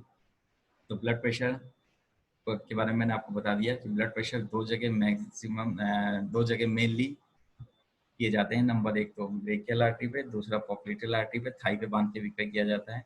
जहाँ पे कभी बर्न के केस होते हैं, जैसे हाथ में नहीं लिया जा रहा है, तो हम लोग पैर पे भी या थाइस पे बांध करके भी ले सकते हैं। अब क्योंकि डिजिटल है तो आजकल तो फिंगर पे, ये मैं देख रहा हूँ कि बहुत सारे मेरे पेशेंट आते हैं जो मोबाइल पे ऐप लेकर के आते हैं, वो टॉर्च के पीछे फिंगर लगाते हैं और कहते हैं कि बीपी। तो ये एक टाइप का शायद मजाक है, या उन लोगों के लिए शायद एक बिजनेस होगा जो ऐसा कभी बीपी बताते हैं, क्योंकि ऐसी बीपी बताने का कोई भी टेक्निक्स एक्चुअल में नहीं है। और वो जो भी है वो सिर्फ आपको गुमराह करने की एक दिशा है, वरना कुछ भी नहीं। आप भी देखोगे जो भी अच्छे डॉक्टर्स हैं, वो चाहे बहुत बड़े बड़े जितने भी डॉक्टर्स हैं, वो उन मीटर्स को लगाने के बावजूद भी वो सिस्टर को बोलते हैं, हॉस्पिटल में मैंने देखा है खुद, मेरे नोन है डॉक्टर, एनेस्थेटिक हैं, बहुत ही अच्छी नॉलेज रखते हैं। वो जब भी कभी आप किसी भी हॉस्पिटल में जाते हैं और उनको कोई डाउट होता है तो वो इलेक्ट्रॉनिक को उठा के कहते हैं, सिस्टर को स्पेशल बुला करके कहते हैं कि नहीं, इसको मरकरी से लाओ नाप करके, तभी मैं देखूंगा कि क्या एक्चुअल स्थिति है। जो अच्छे डॉक्टर्स हैं वो आज भी इन्हीं टेक्निक्स को यूज करते हैं, क्योंकि उनको पता है कि क्लिनिकली वेरिफिकेशन यहीं से होगा। तो ब्लड प्रेशर के बारे में कोई क्वेश्चन हो तो मुझे बताइए प्लीज। जो अभी नॉर्मली चल रहा है वो चल रहा है 130 to 85। अब दूसरी बात ये कि आपको ये पता होना चाहिए कि अगर आप मर्करी मीटर में ले रहे हैं और आप 135/85 बीपी लिख रहे हैं तो ये एब्सोल्युटली रॉन्ग है, क्योंकि मर्करी मीटर में कभी भी ऐसी रीडिंग्स नहीं होती। उसमें वो या तो 184 होंगी या 84 होंगी, 82 होंगी, कभी भी 185 135 नहीं हो सकती। ये सब इलेक्ट्रॉनिक मीटर्स है। हमारे लिए सबसे दुख की बात यह है कि जो हमारे यहाँ क्लिनिकल्स हैं वो सबसे ज़्यादा कमज़ोर हैं। कल मेरी एक इंटरनेशनल बोर्ड के साथ मीटिंग थी जहाँ पे अमेरिकन इंस्टीट्यूट ऑफ होम्योपैथी की बात हो रही थी। आपको पता है कि अमेरिकन इंस्टीट्यूट होम्योपैथी में सिर्फ वही एडमिशन ले सकता है जिसने पहले एमबीबीएस की होती है। इसीलिए अमेरिकन इंस्टीट्यूट ऑफ होम्योपैथी से पढ़े हुए डॉक्टर क्लार्क जैसे लोग ना आज भी बहुत फेमस हैं। वो क्लिनिकल को उतनी अच्छी तरह समझ पाए। डॉक्टर आशीष तो इस बात को बहुत बेहतर समझ पाते हैं कि डॉक्टर क्लार्क वहाँ तक कैसे पहुँचे होंगे। तो मैं आपको बता दूँ कि वो अमेरिकन इंस्टीट्यूट ऑफ होम्योपैथी से हैं। वो एक ऐसा इंस्टीट्यूट है जो आज भी उन्हीं लोगों को एडमिशन देता है जो पहले एमबीबीएस कर चुके हैं या अपने आप डॉक्टर बन चुके हैं, उसके बाद वो होम्योपैथ बनते हैं। तो बस ऐसे इंस्टीट्यूट हमारे यहाँ होने चाहिए। हमारे यहाँ क्या होता है कि पहले हम लोग होम्योपैथ बन जाते हैं, उसके बाद कोशिश करते हैं कि हम डॉक्टर बन जाएं, पर ऐसा नहीं होना चाहिए, बिल्कुल भी नहीं होना चाहिए। खैर, ये बहुत सारे ऐसे क्वेश्चन हैं जो ऐसे ही रह जाएंगे। ब्लड प्रेशर के बाद चलते हैं टेम्परेचर पर। टेम्परेचर देखने के बहुत सारे तरीके हैं। थर्मामीटर जो मरकरी के आते थे वो आजकल बैन होते जा रहे हैं, क्योंकि मरकरी पॉइजनस थी और कुछ थर्मामीटर्स माउथ में ब्रेक हो गए। जैसे बच्चे ने नहीं ध्यान दिया, दांतों से ब्रेक कर दिया, मरकरी पॉइजनिंग हुई। और मरकरी समय बहुत कॉस्टली भी होती चली आ रही। तो मैक्सिमम लोग अब मरकरी से हट करके सब लोग डिजिटल पे आ गए हैं, वो चाहे ब्लड प्रेशर का इंस्ट्रूमेंट हो चाहे थर्मामीटर हो। टेम्परेचर लेने के लिए सबसे अच्छे तरीके जो हैं वो आपके ओरिफाइसेस हैं, मतलब जहाँ भी आपकी एंट्रीज हैं या एग्जिट्स हैं, यहाँ पर टेम्परेचर लिए जाते हैं। नॉर्मली जो टेम्परेचर है वो हम लोग फील करते हैं अपने रेस्पिरेशन से, अपने माउथ से, कि हमारी सांस बहुत ज़्यादा गर्म तो नहीं आ रही है, हमारा माथा गर्म तो नहीं हो रहा है, हमारे जो चीक्स हैं वो गर्म नहीं हो रहे हैं, हमारे जो ओरल कैविटी है उसका टेम्परेचर कितना है, हमारे जो रेक्टम है वहाँ कितना टेम्परेचर है। एनल टेम्परेचर्स भी लिए जाते हैं बहुत सारी जगह पर, एक्सिलरी टेम्परेचर भी लिए जाते हैं। मैं आपको बता दूं कि जितने भी कैविटीज़ और स्किन के टेम्परेचर्स हैं उनमें हमेशा 1 डिग्री फ़ारेनहाइट का फ़र्क होता है। अगर आप माउथ में लेंगे और आप एक्सिला में लेंगे तो 1 डिग्री फ़ारेनहाइट का फ़र्क होता है। और ये फ़र्क भी डिनोट करता है, जगह जगह आपको अलग अलग टेम्परेचर मिल सकते हैं, और इसमें होम्योपैथी हमेशा जीतती आई है। टेम्परेचर कंट्रोल करने के लिए आज तक भी जो मॉडर्न मेडिसिन है वहाँ पे एक ही मेडिसिन है, और हमारे यहाँ शायद बेइंतहा मेडिसिन है। शायद जितनी भी मेडिसिन है वो सब टेम्परेचर में कहीं ना कहीं काम कर जाती हैं। तो टेम्परेचर जैसी चीज़ों के मामले में होम्योपैथी आज भी बहुत आगे है। जब मैं अपने 3rd ईयर में टेम्परेचर को पढ़ रहा था तो मैंने अपने सर से पूछा कि मैंने कहा सर होम्योपैथी क्यों आगे है, ये बता सकते हैं? तो उन्होंने कहा कि टेम्परेचर के बारे में कैसे बता सकते हैं कि होम्योपैथी आगे है। तो मैंने फिर एक डिबेट में गया, वहाँ पे कुछ हमारे एक सर्जन सर थे, डॉक्टर आशीष विनोद जैन सर। वहाँ मैंने उनको टेम्परेचर के बारे में बताया। तो मैंने बताया कि सर टेम्परेचर को कंट्रोल करने के लिए हाइपोथैलेमस में 4 पॉइंट्स होते हैं जो अलग अलग टाइप से टेम्परेचर को कंट्रोल करते हैं, और थर्स्ट का सेंटर भी हाइपोथैलेमस ही है। और आप यकीन मानेंगे जब आप हैरिसन पढ़ेंगे, हो सकता है कुछ लेटेस्ट आ गया हो, लेकिन जब तक मैंने हैरिसन पढ़ी है, जो मैंने लेटेस्ट एडिशन पढ़ा है अभी, उसके हिसाब से भी उन 4 पॉइंट में से सिर्फ 3 का फंक्शन आज तक साइंस पता लगा पाई है, 4th का फंक्शन आज भी नहीं पता लगा पाई। तो वहाँ मैं जीत गया था। मैंने सर को बताया कि सर आप सिर्फ टेम्परेचर के एक पहलू पे काम करते हैं और हम टेम्परेचर के चारों पहलू पे काम करते हैं, और वो जो चारों चौथा पहलू है वो एक्चुअली आपकी साइकिल पे डिपेंड करता है। कि आपकी साइकी कैसी है, आपकी जो मेंटल स्टेट है वो कैसी है, वो टेम्परेचर को कैसे वेरीफाई कर रही है। वन चीक हॉट, वन चीक कोल्ड, होम्योपैथी से अच्छा कोई एक्सप्लेन नहीं कर सकता। आपका माथा ज़्यादा गर्म है, पैर ठंडे हैं, तो भी होम्योपैथी अच्छा काम करती है। अलग अलग टेम्परेचर, अलग अलग पल्स पे डिपेंड करते हैं। मैंने आपको बताया कि जब हमारे पास टेम्परेचर के पेशेंट आते हैं या फीवर के पेशेंट आते हैं, तो मैं उसकी दोनों पल्स को वेरीफाई करता हूँ कि क्या गड़बड़ चल रही है। उसके बाद ये पता करता हूँ कि जो लोअर एक्सट्रीमिटी की पल्स है वहाँ क्या चल रहा है, और शायद मेडिसिन इसी पे आ जाती है। आज तक मुझे ज़रूरत नहीं पड़ेगी, मुझे ये पूछने की ज़रूरत पड़ेगी थर्स्ट कैसी है, बाकी चीज़ें कैसी हैं।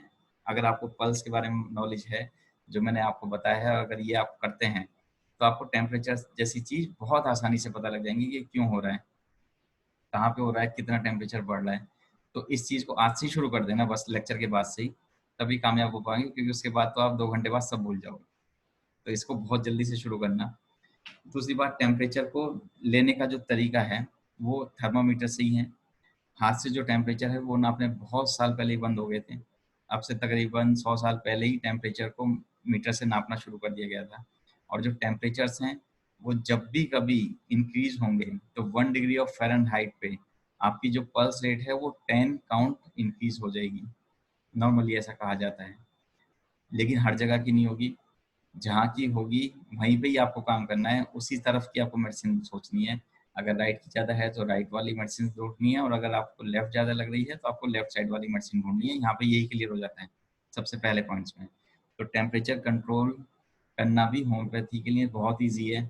हमने टेम्परेचर कंट्रोल को होम्योपैथी से शायद विद इन सेकेंड्स ठीक होते हुए देखा है। बहुत जल्दी से डाउन होते हैं, इवन इतनी जल्दी क्रॉसिंग भी काम नहीं करती है। अगर हमारी इंटीग्रेटेड मेडिसिन है तो टेम्परेचर हमारे यहाँ पे ज़्यादा जल्दी कंट्रोल हो जाता है, और हमारे पास प्रूव्ड है। बस हम लोग इसको वेरीफाई नहीं कर पाए हैं, क्योंकि हमें शायद उस क्लिनिकल की नॉलेज नहीं है जहाँ से हम लड़ पाएँ। क्योंकि जो लोग क्लिनिकल की नॉलेज रखते हैं वो हमेशा आगे रहते हैं, उसमें चाहे डॉक्टर क्लार्क हों, उसमें आज के आप जितने भी लोगों को आप स्टार वॉर्स मानते हैं, उन सबको क्लिनिकल की बहुत अच्छी नॉलेज है। आप खुद भी उठा करके देखिए, उनके प्रीफेस पढ़िए, सब ने कहीं ना कहीं क्लिनिकल को यूज़ किया हुआ है। टेम्परेचर के बाद चलते हैं।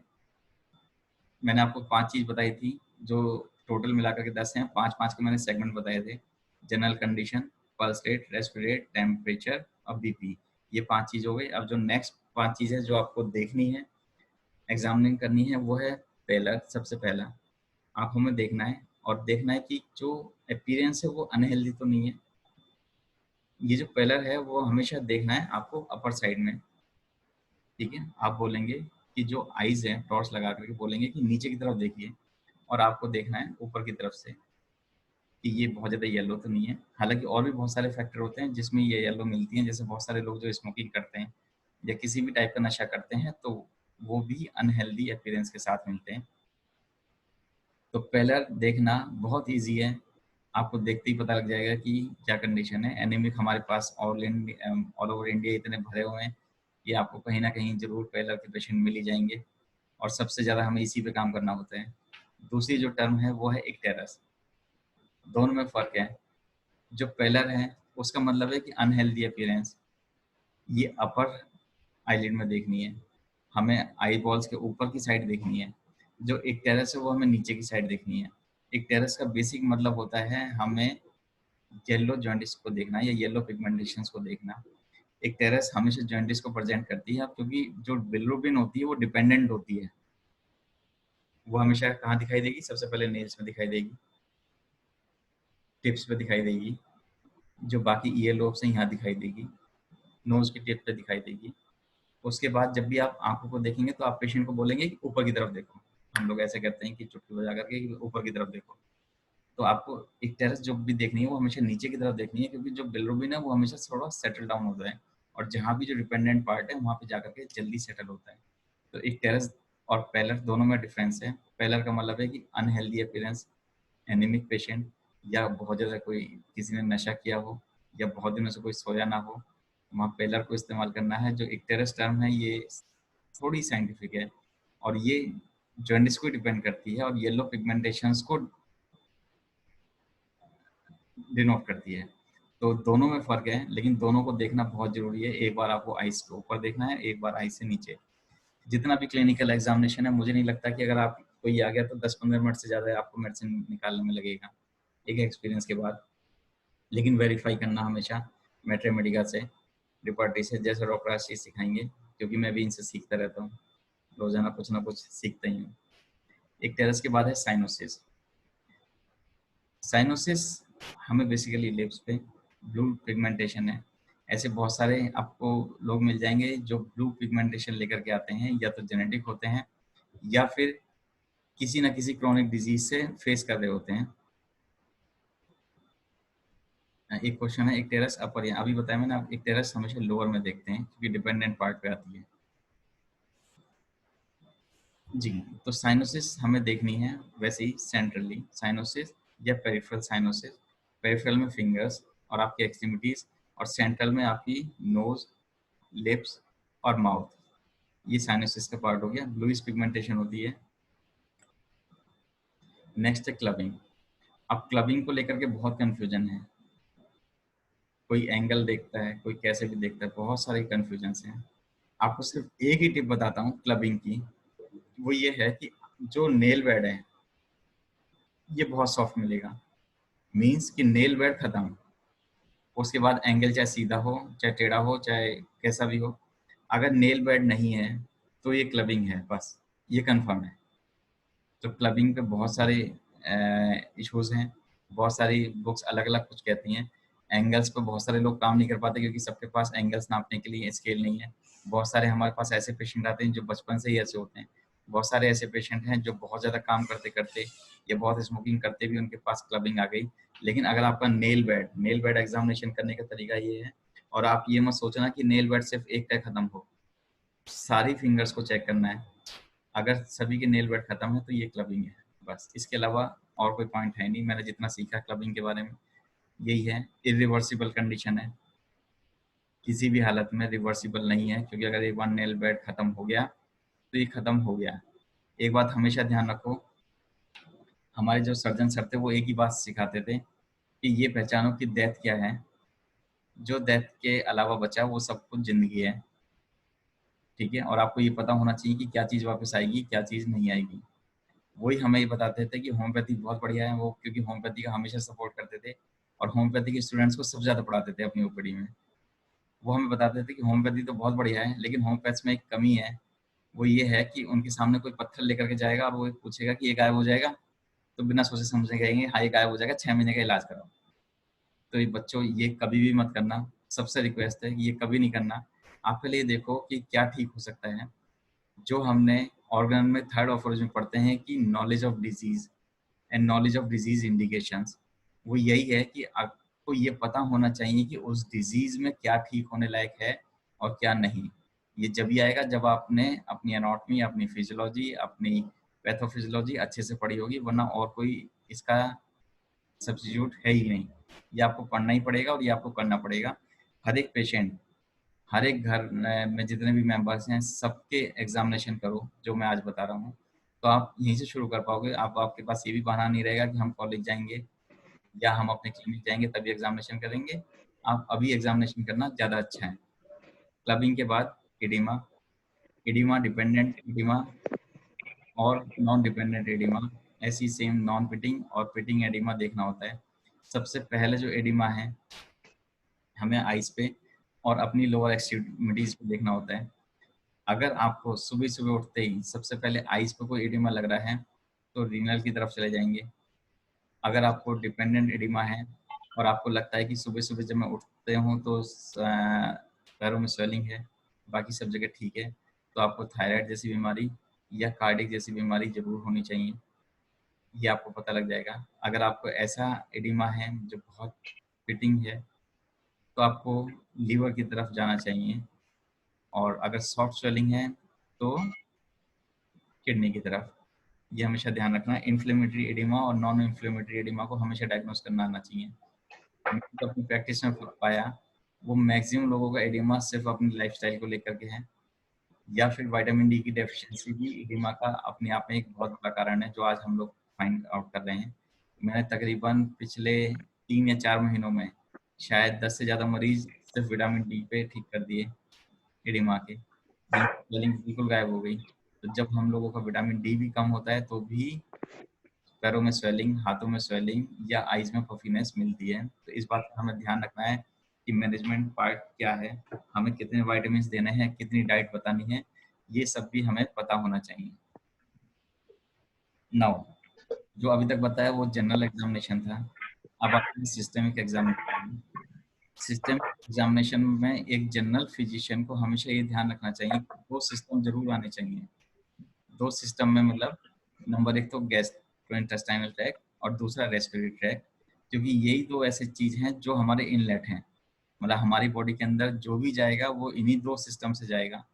या तो हम लोग कुछ खाएंगे या हम लोग कुछ ऐसी सांस लेंगे जिसकी वजह से हमारी बॉडी में जो भी अंदर जाएगा बस उसी के हिसाब से हमारी बॉडी बिहेव करेगी।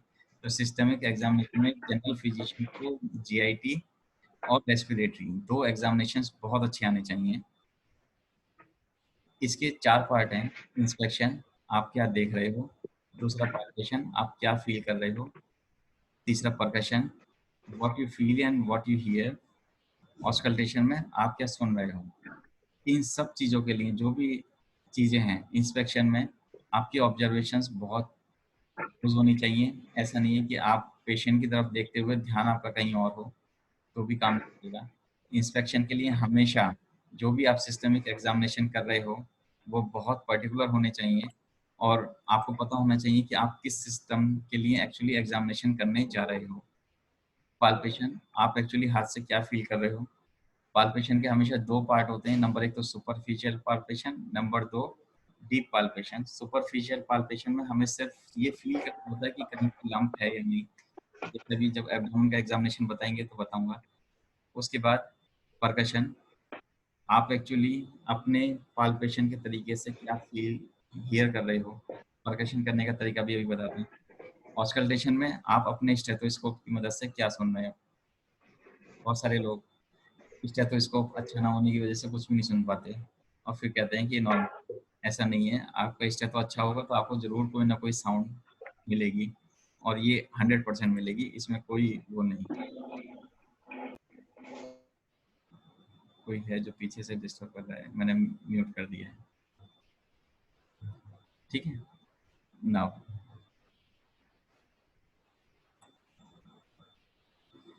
अब आते हैं गैस्ट्रोइंटेस्टाइनल ट्रैक्ट पे। क्योंकि बहुत कम टाइम था तो मैं आपको बहुत ज़्यादा विजिबल पावर पॉइंट तो नहीं दिखा रहा हूँ और मुझे लगता है उसकी शायद ज़रूरत भी नहीं है, क्योंकि जो मैं बता रहा हूँ वो शायद आपको समझ में आ रहा होगा। तो गैस्ट्रोइंटेस्टाइनल ट्रैक्ट पे चलते हैं, इसके इंस्पेक्शन पे चलते हैं।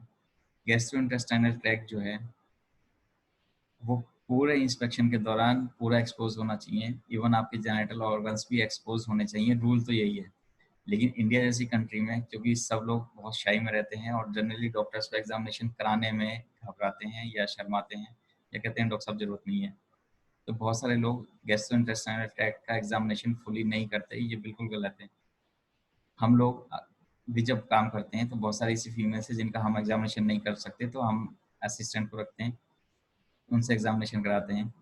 ये ज़रूरी है कि आप सब लोगों को अपने पेशेंट को बहुत फेथ में लेना है एग्जामिनेशन से पहले और उसको ये बताना होता है कि क्या करना है और हम क्या करने जा रहे हैं।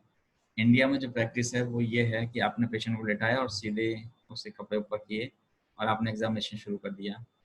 ये कभी नहीं होता। जो ट्रेंड है वो ये है कि आपको इंट्रोडक्शन देना है कि आप क्या करने जा रहे हो, आप एब्डोमेन की किस पार्ट को टच कर सकते हो, किसको नहीं, आपको कहाँ दर्द है, आपको कहाँ नहीं, ये भी आपको पता होना चाहिए। आपको पेशेंट को सब कुछ बताना पड़ता है। इंटरनेशनल लेवल पर जब भी आप डॉक्टर्स को देखोगे तो वो डॉक्टर एग्जामिनेशन से पहले आपको बताएगा कि मैं आपका पेट चेक करूंगा, आपके पेट के यहाँ पे हाथ लगा सकता हूँ, यहाँ पर आपको थोड़ा दर्द हो तो कोई बात नहीं हमें बताइएगा। तो ये एक रूटीन तरीका है और मुझे लगता है सबसे कारगर तरीका है। जब भी मैं कभी एग्जामिनेशन करता हूँ तो मैं पेशेंट को बताता हूँ कि मैं ये करने जा रहा हूँ, तो पेशेंट पहले ही कंफर्टेबल हो जाता है कि हाँ डॉक्टर साहब ये करने जा रहे हैं, तो इसमें कोई कोताही नहीं है। लेकिन हमारे इंडिया में प्रैक्टिस का ट्रेंड थोड़ा अलग है। हम लोगों को अपना इंट्रोडक्शन देने में थोड़ा शर्म आती है कि हम एज ए डॉक्टर क्यों इंट्रोडक्शन दें। ऐसा कभी नहीं करना चाहिए, बहुत सॉफ्ट रहना है। पेशेंट अगर आपको एक बार एग्जामिनेशन कराएगा तो आप जो उसकी मसल्स हैं वो बहुत रिलैक्स रहेंगी अगर वो खुद रिलैक्स रहेगा तो, वरना मैक्सिमम एग्जामिनेशन तो फियर में ही हो जाते हैं। पेशेंट भी डरा होता है पता नहीं क्या करने जा रहे हैं, और डॉक्टर भी बस जल्दी में रहता है कि बस इसका एब्डोमेन पे यहाँ पे प्रेस करना है। पता लगा उस प्रेस करने से और ज़्यादा दर्द हो गया और फिर उसके बाद पेशेंट बहुत टाइम तक अपने आप ही परेशान रहा। जैसे हमारे पास अभी शायद 2 या 3 दिन पहले भी एक बार एक पेशेंट आया, एब्डोमिनल का ही था, उसके एब्डोमेन में पेन है। तो मैंने उससे पूछा कि क्या हुआ, तो उन्होंने कहा कि डॉक्टर साहब मैं एक बार ऐसे मेरे पेट में यहीं पे दर्द हुआ था। मेरे एक डॉक्टर के पास गई, उन्होंने मेरे यहाँ पे इतनी जोर से दबाया कि 3 साल से उसको आज तक वो दर्द नहीं गया है। सोचिए कि वो स्टेट कैसी रही होगी जब उन्होंने एग्जामिनेशन किया होगा। हालांकि उसको कोई पैथोलॉजी नहीं मिल रही, सारे सीटी स्कैन, सारी एंडोस्कोपी, सब कुछ नॉर्मल है, लेकिन उसके पेट का दर्द नहीं जा रहा।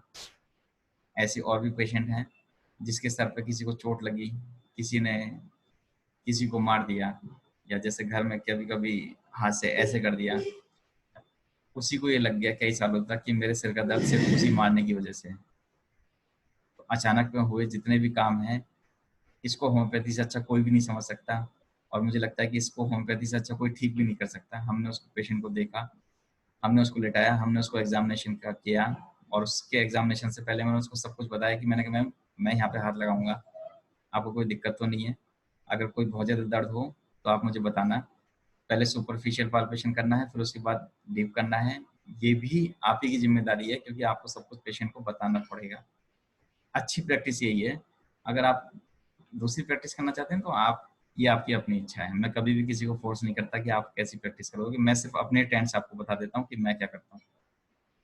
जब इंस्पेक्शन की बात आती है तो हमें उस पर सारे स्कार्स, सारे इरप्शन, उसकी विजिबिलिटी, उसके डिवाइडेशन, आप लोगों को मैं बताता हूँ कि जब भी आप इंडियन फीमेल्स का एग्जामिनेशन करेंगे तो हमें डबल एब्डोमेन मिलता है, कुछ में तो ट्रिपल एब्डोमेन भी मिलता है।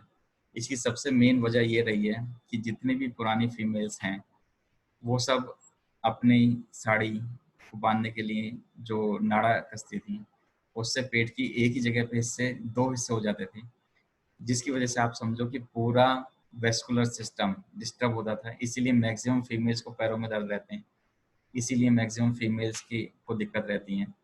अभी भी जितनी भी मॉडर्न गर्ल्स हैं या जितनी भी मॉडर्न फीमेल्स हैं, मैं मेल्स की बात इसलिए नहीं कर रहा हूँ क्योंकि मेल्स को इन चीज़ों की हर्टिंग नहीं होती, क्योंकि उनका मस्कुलर स्ट्रक्चर दूसरा होता है। मैं फीमेल्स की इसलिए बात कर रहा हूँ कि मस्कुलर स्ट्रक्चर दोनों का अलग अलग है, दोनों की बॉडीज अलग अलग हैं, और हमें मॉडर्न फीमेल्स में भी ये डबल एब्डोमेन मिलता है। तो मैं ये नहीं कहता कि सिर्फ नाड़ा बांधने से ऐसा होता होगा। अब हम देखते हैं कि जो जीन्स हैं वो भी टाइट पहनने से भी ऐसा होता है। तो अपने वेस्कुलर सिस्टम को कभी प्रेस मत करो, जब भी करोगे तो आपको दिक्कतें आएंगी। और ये मैं देखता हूँ प्रैक्टिस में, शायद हर दूसरा पेशेंट ये फील करता है। तो आप जब भी कभी अपने एब्डोमेन को टाइट करो तो उसकी जगह हमेशा बदलते रहो। स्पेशली फीमेल से रिक्वेस्ट है, क्योंकि जितने भी थायराइड जैसी बीमारी हैं वो भी यहीं से जनरेट होती हैं। मैक्सिमम एसिडिटी की प्रॉब्लम आप देखते होंगे कि फीमेल्स को हमेशा बर्ब्स या गैस की प्रॉब्लम क्यों आती है, क्योंकि उनका जो वेस्कुलर सिस्टम है वो अपनी साड़ी बांधने के लिए या अपनी जीन्स पहनने के लिए इतना टाइट कर देते हैं कि वो रिफ्लेक्सेस इतने ज़्यादा हो जाते हैं कि आप उसको कंट्रोल नहीं कर सकते।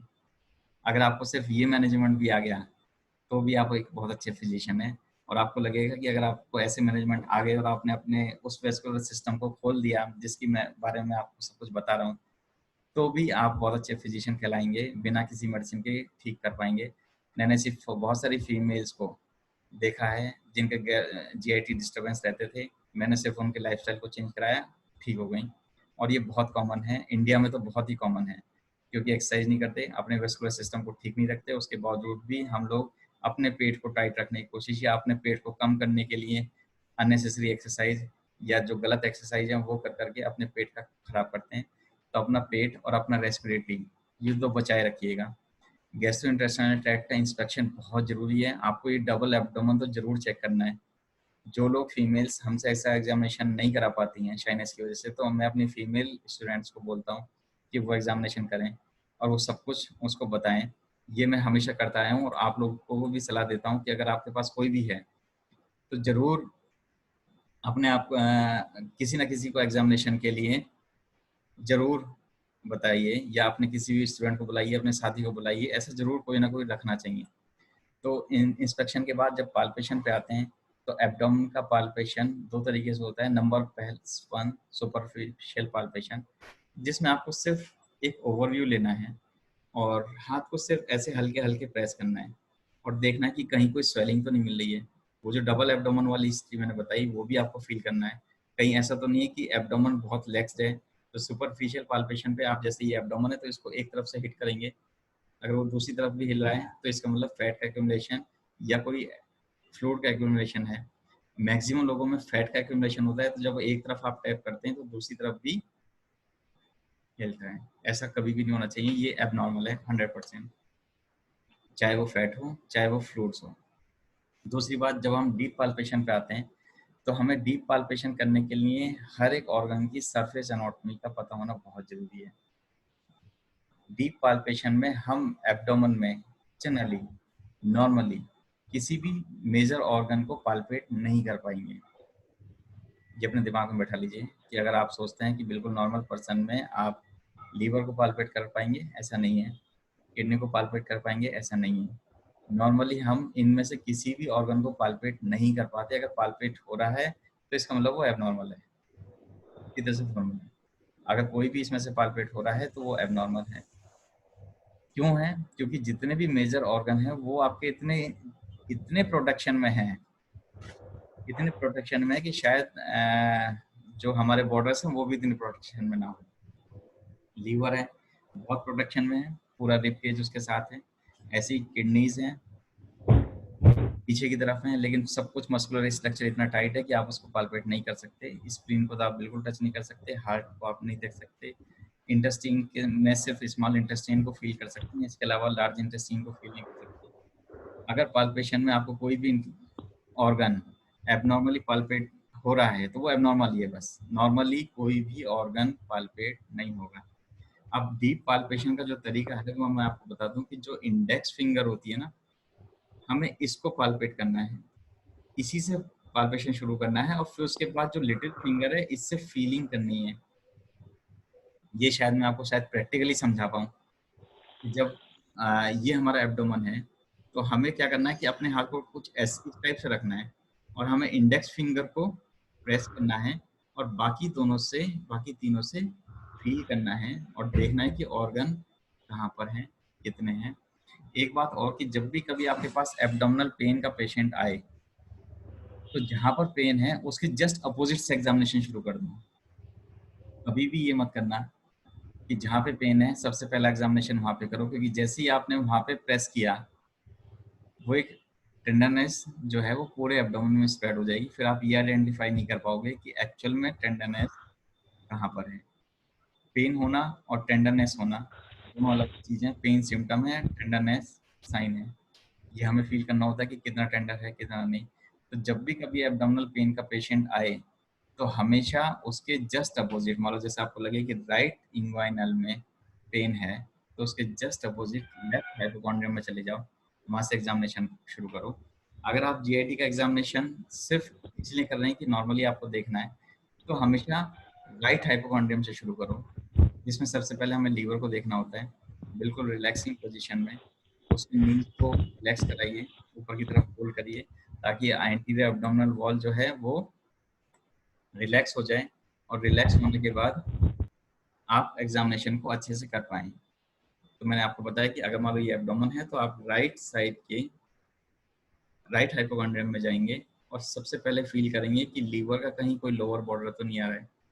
उसके बाद उसके नीचे चलते जाएंगे, कोई स्वेलिंग है आप देखते चले जाइए। ऐसे ही आपको राइट अपर से लेकर के राइट लोअर तक जाना है, उसके बाद लेफ्ट लोअर से लेकर के लेफ्ट अपर तक जाना है। ये पूरा एक सर्किल बनाना है और फील करना है कि कहाँ कौन सा ऑर्गन पाल्पेट हो रहा है या नहीं।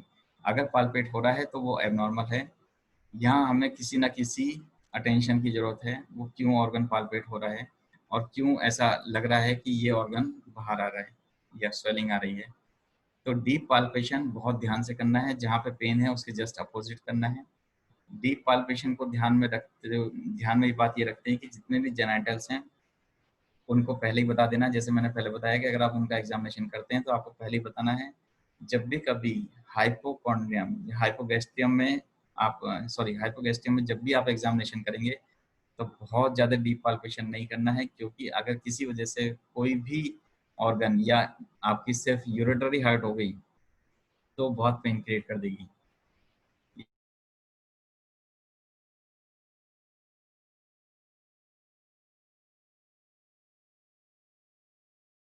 तो हाइपोगैस्ट्रियम का एग्जामिनेशन बहुत ध्यान से करना है, बहुत पेनफुल होता है। अगर आपने एबनॉर्मली कुछ भी प्रेस किया तो पेशेंट दिक्कत में आ जाएगा। पता लगा आपको जिस पेन को ठीक कराने आया था वो तो ठीक हुआ नहीं, दूसरा पेन आपने दे करके भेज दिया। बहुत अच्छे से एग्जामिनेशन करना है। सेम उसके पाल्पेशन के बाद परकशन आते हैं। परकशन की टेक्निक्स में लोगों को जब मैं परकशन के लिए बोलता हूँ अपने यहाँ जो स्टूडेंट आते हैं तो बहुत ही मजाकिया तौर पर परकशन करते हैं। परकशन का एक मैं तरीका बता देता हूँ जो एक्चुअल में तरीका है। वो ये है कि आपको लेफ्ट हैंड लेना है और ये वाली जो फिंगर है उसको बिल्कुल ऐसे रखना है, मतलब जो आपकी मिडिल फिंगर है उसको बिल्कुल सेपरेट कर लेना है और सिर्फ आपकी मिडिल फिंगर ही टच होनी चाहिए, ना तो आपकी हथेली ना कोई और पार्ट। बाकी सारी फिंगर्स ऊपर रहेंगी। जो इन मिडिल फिंगर है सिर्फ ये नीचे रहेगी और ये आपके स्किन पे टच करेगी। और उसके बाद जो आपको टैप करना है, वो जो टैप करना है वो फिर राइट हैंड की मिडिल फिंगर से, जिसमें सिर्फ रिस्ट की मूवमेंट होनी चाहिए, लाइक दैट। ऐसा नहीं होना चाहिए, ये नहीं, ये कभी नहीं करना है। सिर्फ आपके रिस्ट की मूवमेंट होनी चाहिए और आपको डिफरेंट डिफरेंट डिफरेंट अलग अलग प्लेसेस पे देखना होता है कि कहाँ फ्लूइड है और कहाँ डलने से।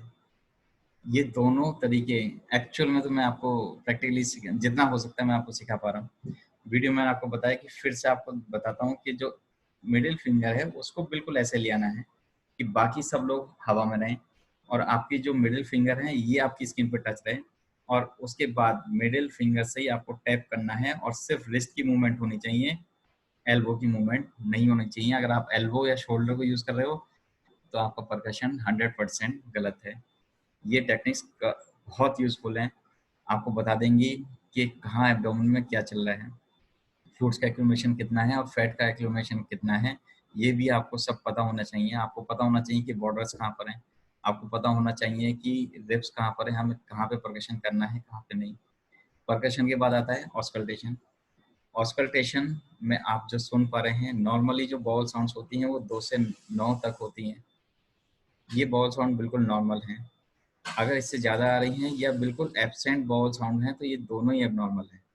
मैं अपने स्टूडेंटों को, जब पहली बार आपको हो सकता है कि आपको बॉल साउंड का ना पता लगे या आपको बहुत ज़्यादा लगे, तो इसका मतलब आप गलती कर रहे हो। नॉर्मल पेशेंट में 2 से 9 तक पर मिनट बॉल साउंड्स होती हैं। ये बॉल साउंड्स बिल्कुल नॉर्मल हैं और आपको पता होना चाहिए कि स्मॉल इंटेस्टाइन इस समय क्या कर रही है, लार्ज इंटेस्टाइन क्या कर रही है। दोनों इंटेस्टाइन में बहुत अलग सा डिफरेंस है और हमें ये काम सिर्फ फिजिशियन का ही है कि आपको कैसे डिसाइड करना है कि कहाँ तक आप जा सकते हैं। तो मुझे लगता है डॉक्टर आशीष, क्योंकि क्लिनिक के टाइमिंग भी है हमारे 9:30 बजे तक, तो जो रेस्पिरेटरी एग्जामिनेशन रह गया है मैं एक दिन और का भी शेड्यूल कर लें। मुझे नहीं पता था हाँ इतना बस, टाइम लग जाएगा। हाँ नहीं एक्चुअली मन तो ये कर रहा था कि कंटिन्यू चलता रहे जिस हिसाब से है। और मुझे तो सही बताऊं बस पुराने दिन एकदम पूरे याद आते जा रहे थे, पूरा जैसे बताते चले जा रहे हैं पूरा एज इट इज। हाँ और आप जो बोल भी रहे थे ना कि मुझे फिजिकल करने का एक अलग है और ऑनलाइन, बट मुझे नहीं ऐसा लगा कि फिजिकल का यहाँ कुछ ऐसा जरूरत था। ऑनलाइन ही आप इतना उसको फिजिकली और लाइवली लेके आ रहे थे तो बहुत अच्छा फील हो रहा था। तो आप इसको अभी क्लिनिक की वजह से हम लोग थोड़ा सा आगे कर सकते हैं और नेक्स्ट आप जब बताएंगे तब हम एक शेड्यूल फिर से रख लेंगे। तब और तक सबसे बड़ी चीज मैं बस थैंक्स बोलूंगा डॉक्टर बीपी सिंह के लिए जी कि जिन्होंने हम लोगों के साथ बैठ के हम लोग को और मोटिवेट किया कि इस एज में जब वो बैठ सकते हैं तो हम लोग तो फिर अभी बिल्कुल ही बैठ सकते हैं। भैया, ये हमारे इंजन है, इन्हीं की हाँ वजह से हम लोग चल रहे हैं। डॉक्टर वीपी सिंह सर, बहुत बहुत धन्यवाद सर। नहीं एक्चुअली डॉक्टर आशीष, मुझे तो एक्चुअली इतना होता है बिकॉज मेरी प्रैक्टिस 35 ईयर्स की हो गई है। हम्म, हमसे पहले भी और आज भी मैं देखता हूँ जो हमारे टाइम के हमसे जो सीनियर लोग हैं ना, वो मैक्सिमम सारे के सारे लाइकोपोडिया में सब छुपाते हैं। और हाँ, nowadays I am proud of both of you because you are the एक सिक्के के दो पहलू आप दोनों हैं एक्चुअली। किधर से पलट लो दिखाई एक ही चीज देती है। एक्चुअली क्या है कि तुम लोगों में मैंने देखा है कि तुम लोग जो करते हो वो एक्चुअली सब लोगों को बताना चाहते हो और ये आपकी एक्चुअली बहुत बड़ी खासियत है। इसमें बढ़ता है घटता नहीं है, बढ़ता है। दूसरी बात ये, सबसे बड़ी बात तो ये है कि लखनऊ से दिल्ली में डॉक्टर आशीष को लोग जानते हैं, है ना। डॉक्टर दीपक को यहाँ से बंगलोर में जानते हैं। ये क्यों जानते हैं? क्योंकि ये बोलते हैं। कुछ जानते हैं।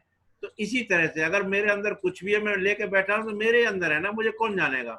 तो इसलिए दीपक और गोयल दोनों एक सिक्के के दोनों पहलू, किधर से पढ़ लो एक चीज एक ही निकलेगी। तो इसलिए DHMA is very very proud of both of you. और बहुत ही अच्छी बात है डॉक्टर साहब ये आपके लिए। और मैं कहता हूँ कि आप जैसे लोग अगर होम्योपैथी में होंगे तो एलोपैथी एक्चुअली हम लोग उनके सामने बात कर सकते हैं। ट्रीटमेंट भले ही हम किसी भी स्पेशलिस्ट का करते हैं, सर्जन भी आते हैं हमारे पास, पीडियाट्रिशियन आते हैं, GIT स्पेशलिस्ट आते हैं, ये सब आते हैं, लेकिन वो सब हमारा ये कहते नहीं है किसी दूसरे को वहां चले जाओ, अपना ही कराते हैं ट्रीटमेंट वो। तो आप जैसे लोग अगर होम्योपैथी में होंगे तो आप जैसी नई जनरेशन जब आप बनाएंगे तो एक्चुअली उसमें वाकई हम लोग जो बहुत चरम पर होंगे और हमें प्राउड होगा। बात पैसे कमाने की नहीं है, बात यह है कि हम क्या कर रहे हैं। तो आप दोनों लोग बहुत मेहनत कर रहे हैं, बहुत अच्छी बात है। और ये एक दूसरे का इंस्पिरेशन है। आज से 2-3 साल पहले से डॉक्टर दीपक जो है मतलब ज्यादा नहीं इस तरह करते। मैंने कई बार इनको लेक्चर में टोका था, मैं यार कुछ आगे बोलो, कुछ आगे बोलो। मैं सीट से बोलता था, मैं कुछ फेस को बना के बोलो। लेकिन आज मैं देख रहा हूँ कि डॉक्टर दीपक बहुत बोल्ड हो गए हैं और मैं इसके लिए बहुत बहुत शुभकामनाएं देता हूँ। और इसमें तुम दोनों का बहुत बड़ा रोल है आपस में। बहुत बहुत धन्यवाद दोनों के लिए। और मैं समझता हूँ कि और 2-4 लोग जैसे डॉक्टर श्वेता है और नए नए बच्चे हैं, ये सब आगे आगे आएंगे तो बहुत अच्छा लगेगा। बहुत धन्यवाद डॉक्टर आशीष, आपने सुबह सुबह जो 6 बजे से तैयारी करके आप हमारे साथ आए, बहुत धन्यवाद। Thank you sir. अगर किसी का कोई भी क्वेश्चन हो तो प्लीज चैट में लिखता रहे। मेरा पर्सनल नंबर 9711153617 है। मुझे व्हाट्सअप करके भी कोई क्वेश्चन पूछ सकते हैं कभी भी। बाकी डॉक्टर आशीष से तो आप कुछ भी पूछ ही सकते हैं। डॉक्टर आशीष को मुझसे भी ज्यादा नॉलेज है, मैं जानता हूँ। और एक्चुअली बॉस क्या है कि गुरु हमेशा गुरु रहता है। और मैं इतना जानता हूँ कि कॉलेज में जो सबसे पहले अगर मेरा कोई गुरु था तो वो डॉक्टर दीपक ही था, जिसने एक्चुअली मुझे फोर्स किया कि क्या सीखना जरूरी है, क्या नहीं सीखना जरूरी है और कैसे सीखना है। तो ये सबसे बड़ा एक इन्फ्लुएंस होता है कि हमको रास्ता कौन दिखा रहा है, कैसे देखना है, वो हमारा एक नजरिया होना चाहिए। तो इसलिए गुरु इज ऑलवेज गुरु। और बाकी तो वो शेयरिंग ऑफ नॉलेज मेरा आप ही से सीखा है कि आप जितना सिखाओगे तो सीखने को मिलेगा। हाँ, बस अभी भी सब स्टूडेंटों से ये रिक्वेस्ट है कि जो भी आपको आता है बस किसी ना किसी को सिखाते चले जाओ, वो चाहे कोई भी हो। जितना सिखाओगे बस उतना ही आपको और अच्छे से आएगा। तो मैं तो हमेशा अपने स्टूडेंट्स को थैंक यू करता हूँ। आप भी सब लोगों का आज थैंक यू करता हूँ कि आप लोगों ने सुना, अच्छे से सुना। कोई कमी रह गई होगी तो मैं जरूर पूरा करूँगा। और जो रेस्पिरेटरी है वो मैं चाहता हूँ कि आपको ऑर्गन की सरफेस एनाटॉमी के साथ पढ़ाऊँ, क्योंकि रेस्पिरेटरी पढ़ाने के लिए मुझे कम से कम आधा घंटा चाहिए। और क्योंकि हमारे क्लिनिक भी देखने हैं और बाकी सब काम भी देखने हैं, क्योंकि जो हम पढ़ा रहे हैं उसका यूज मुझे अभी जा करके क्लिनिक पे भी करना है, उन पेशेंटों को जरूरी है ठीक करना। तो इसके लिए आज के लिए माफ़ी, मुझे नहीं पता था कि इतना टाइम लग जाएगा, वरना मैं सोच रहा था कि 1 घंटे में सब पूरा हो जाना चाहिए। तो नेक्स्ट टाइम हम लोग बॉस टाइम डिसाइड करके फिर से एक थिंग इसी को कंटिन्यू करेंगे। बिल्कुल बिल्कुल, थैंक यू। एक छोटा सा सवाल मैंने किया था, एक छोटा सा सवाल मैंने भेजा आपको, पूछ लो जी। हाँ जी बताइए। वो ये अल्सरेटिव कोलाइटिस का एक पेशेंट 95% ठीक है, लेकिन सर वो पता है क्या कहते हैं जी कि मुझे पता ही नहीं चलता, मैं वही चीज आमतौर पे खाता हूँ, कुछ नहीं होता, वही चीज फिर दूसरे टाइम पे खाता हूँ सर, तो मुझे बहुत ज्यादा ब्लीडिंग होती है अल्सरेटिव कोलाइटिस की। तो आया ये ऑटोइम्यून डिजीज है, तो इज इट क्योरेबल और मैनेजेबल, और इसका मैं क्या करूं कि वो बेचारा बड़ा परेशान है, उसका 15 किलो वजन 3 माह में कम हो गया सर। मैं बताता हूँ सर। डॉक्टर आशिक और डॉक्टर वीपी सिंह ये तारिक जी हैं, पाकिस्तान से हैं, हमारे लगातार वेबिनार सुनते हैं और जिस टाइम पे हम करते हैं उसी टाइम पे आते हैं। इनकी तारीफ, इन्होंने पाकिस्तान में बहुत सारे डॉक्टर्स को हमारे साथ जोड़ा है। तो तारिक जी देखो, मैं आपको बताता हूँ कि वो सेम चीज जो खाता है वो डिपेंड करता है कि उसका जो ससेप्टिबिलिटी है, उसकी जो एलर्जेंस हैं वो कितनी है। हमारे साथ भी जैसे मैंने अभी आपको बताया ना कि 2 पल्स हमारी एक ही बॉडी में है और हमारे ही दोनों हाथ हैं, लेकिन दोनों अलग अलग चल रही हैं। ये आपने भी फील किया होगा अभी। तो जब हमारी बॉडी में इतनी ज्यादा ससेप्टिबिलिटी है अलग अलग ऑर्गन्स को लेकर के, तो ऐसी खाने को लेकर के होती है। बहुत सारे लोग ऐसे हैं जो मेरे पास आते हैं और वो कहते हैं कि मैंने गेहूं की रोटी खानी शुरू करी और मुझे दिक्कत हो गई, जबकि उसी घर में बहुत सारे लोग गेहूं की रोटी खा रहे हैं, कोई दिक्कत नहीं हो रही। फिर हम देखते हैं कि हमने उसको ट्रीटमेंट दिया, उसके बाद उसको रोटी खाने से कोई दिक्कत नहीं हुई, लेकिन कुछ सालों बाद देखा कि रोटी से उसको फिर दिक्कत हो गई। तो ये आपकी बॉडी की अपनी ससेप्टिबिलिटी पे डिपेंड करता है और अल्सर के उस मोड पे डिपेंड करता है कि वो कब ब्लीड करेगा या कब नहीं करेगा। जैसे एक कॉमन एग्जांपल समझाता हूँ कि जो आपका अल्सर है, अगर वो हीलिंग की स्टेज में पहुंच रहा है लेकिन उससे पहले ही उसके ऊपर कोई इंजरी हो जाती है तो फिर दोबारा से ब्लीडिंग कर देगा। लेकिन ऑलरेडी हील हो गया है तो उसके बाद आप कुछ भी खाइएगा, कुछ नहीं होगा। तो जब भी उसको ब्लीडिंग होती होगी तभी होती होगी जब उसका अल्सर हील नहीं हो रहा होता है और वो कुछ ऐसा खा ले जिसकी वजह से वो दोबारा से छिल जाए। तो हमें ये ध्यान देना है कि उसको बोलो कि सबसे पहले अपना अल्सर को ठीक होने दो, जब वो अल्सर ठीक हो जाएगा उसके बाद वो सब खाना शुरू करेगा। ज्यादा बेहतर तो ये है। तो सर ये ऑटोइम्यून डिजीज है अल्सरेटिव कोलाइटिस, तो क्या ये क्योरेबल है या ओनली मैनेजेबल सर? बहुत अच्छे से क्यूरेबल है। डॉक्टर आशीष से सीखो सर, बहुत ही अच्छा मैथमेटिक्स सिखा देंगे आपको। मैं इनका नंबर आपको शेयर करूंगा।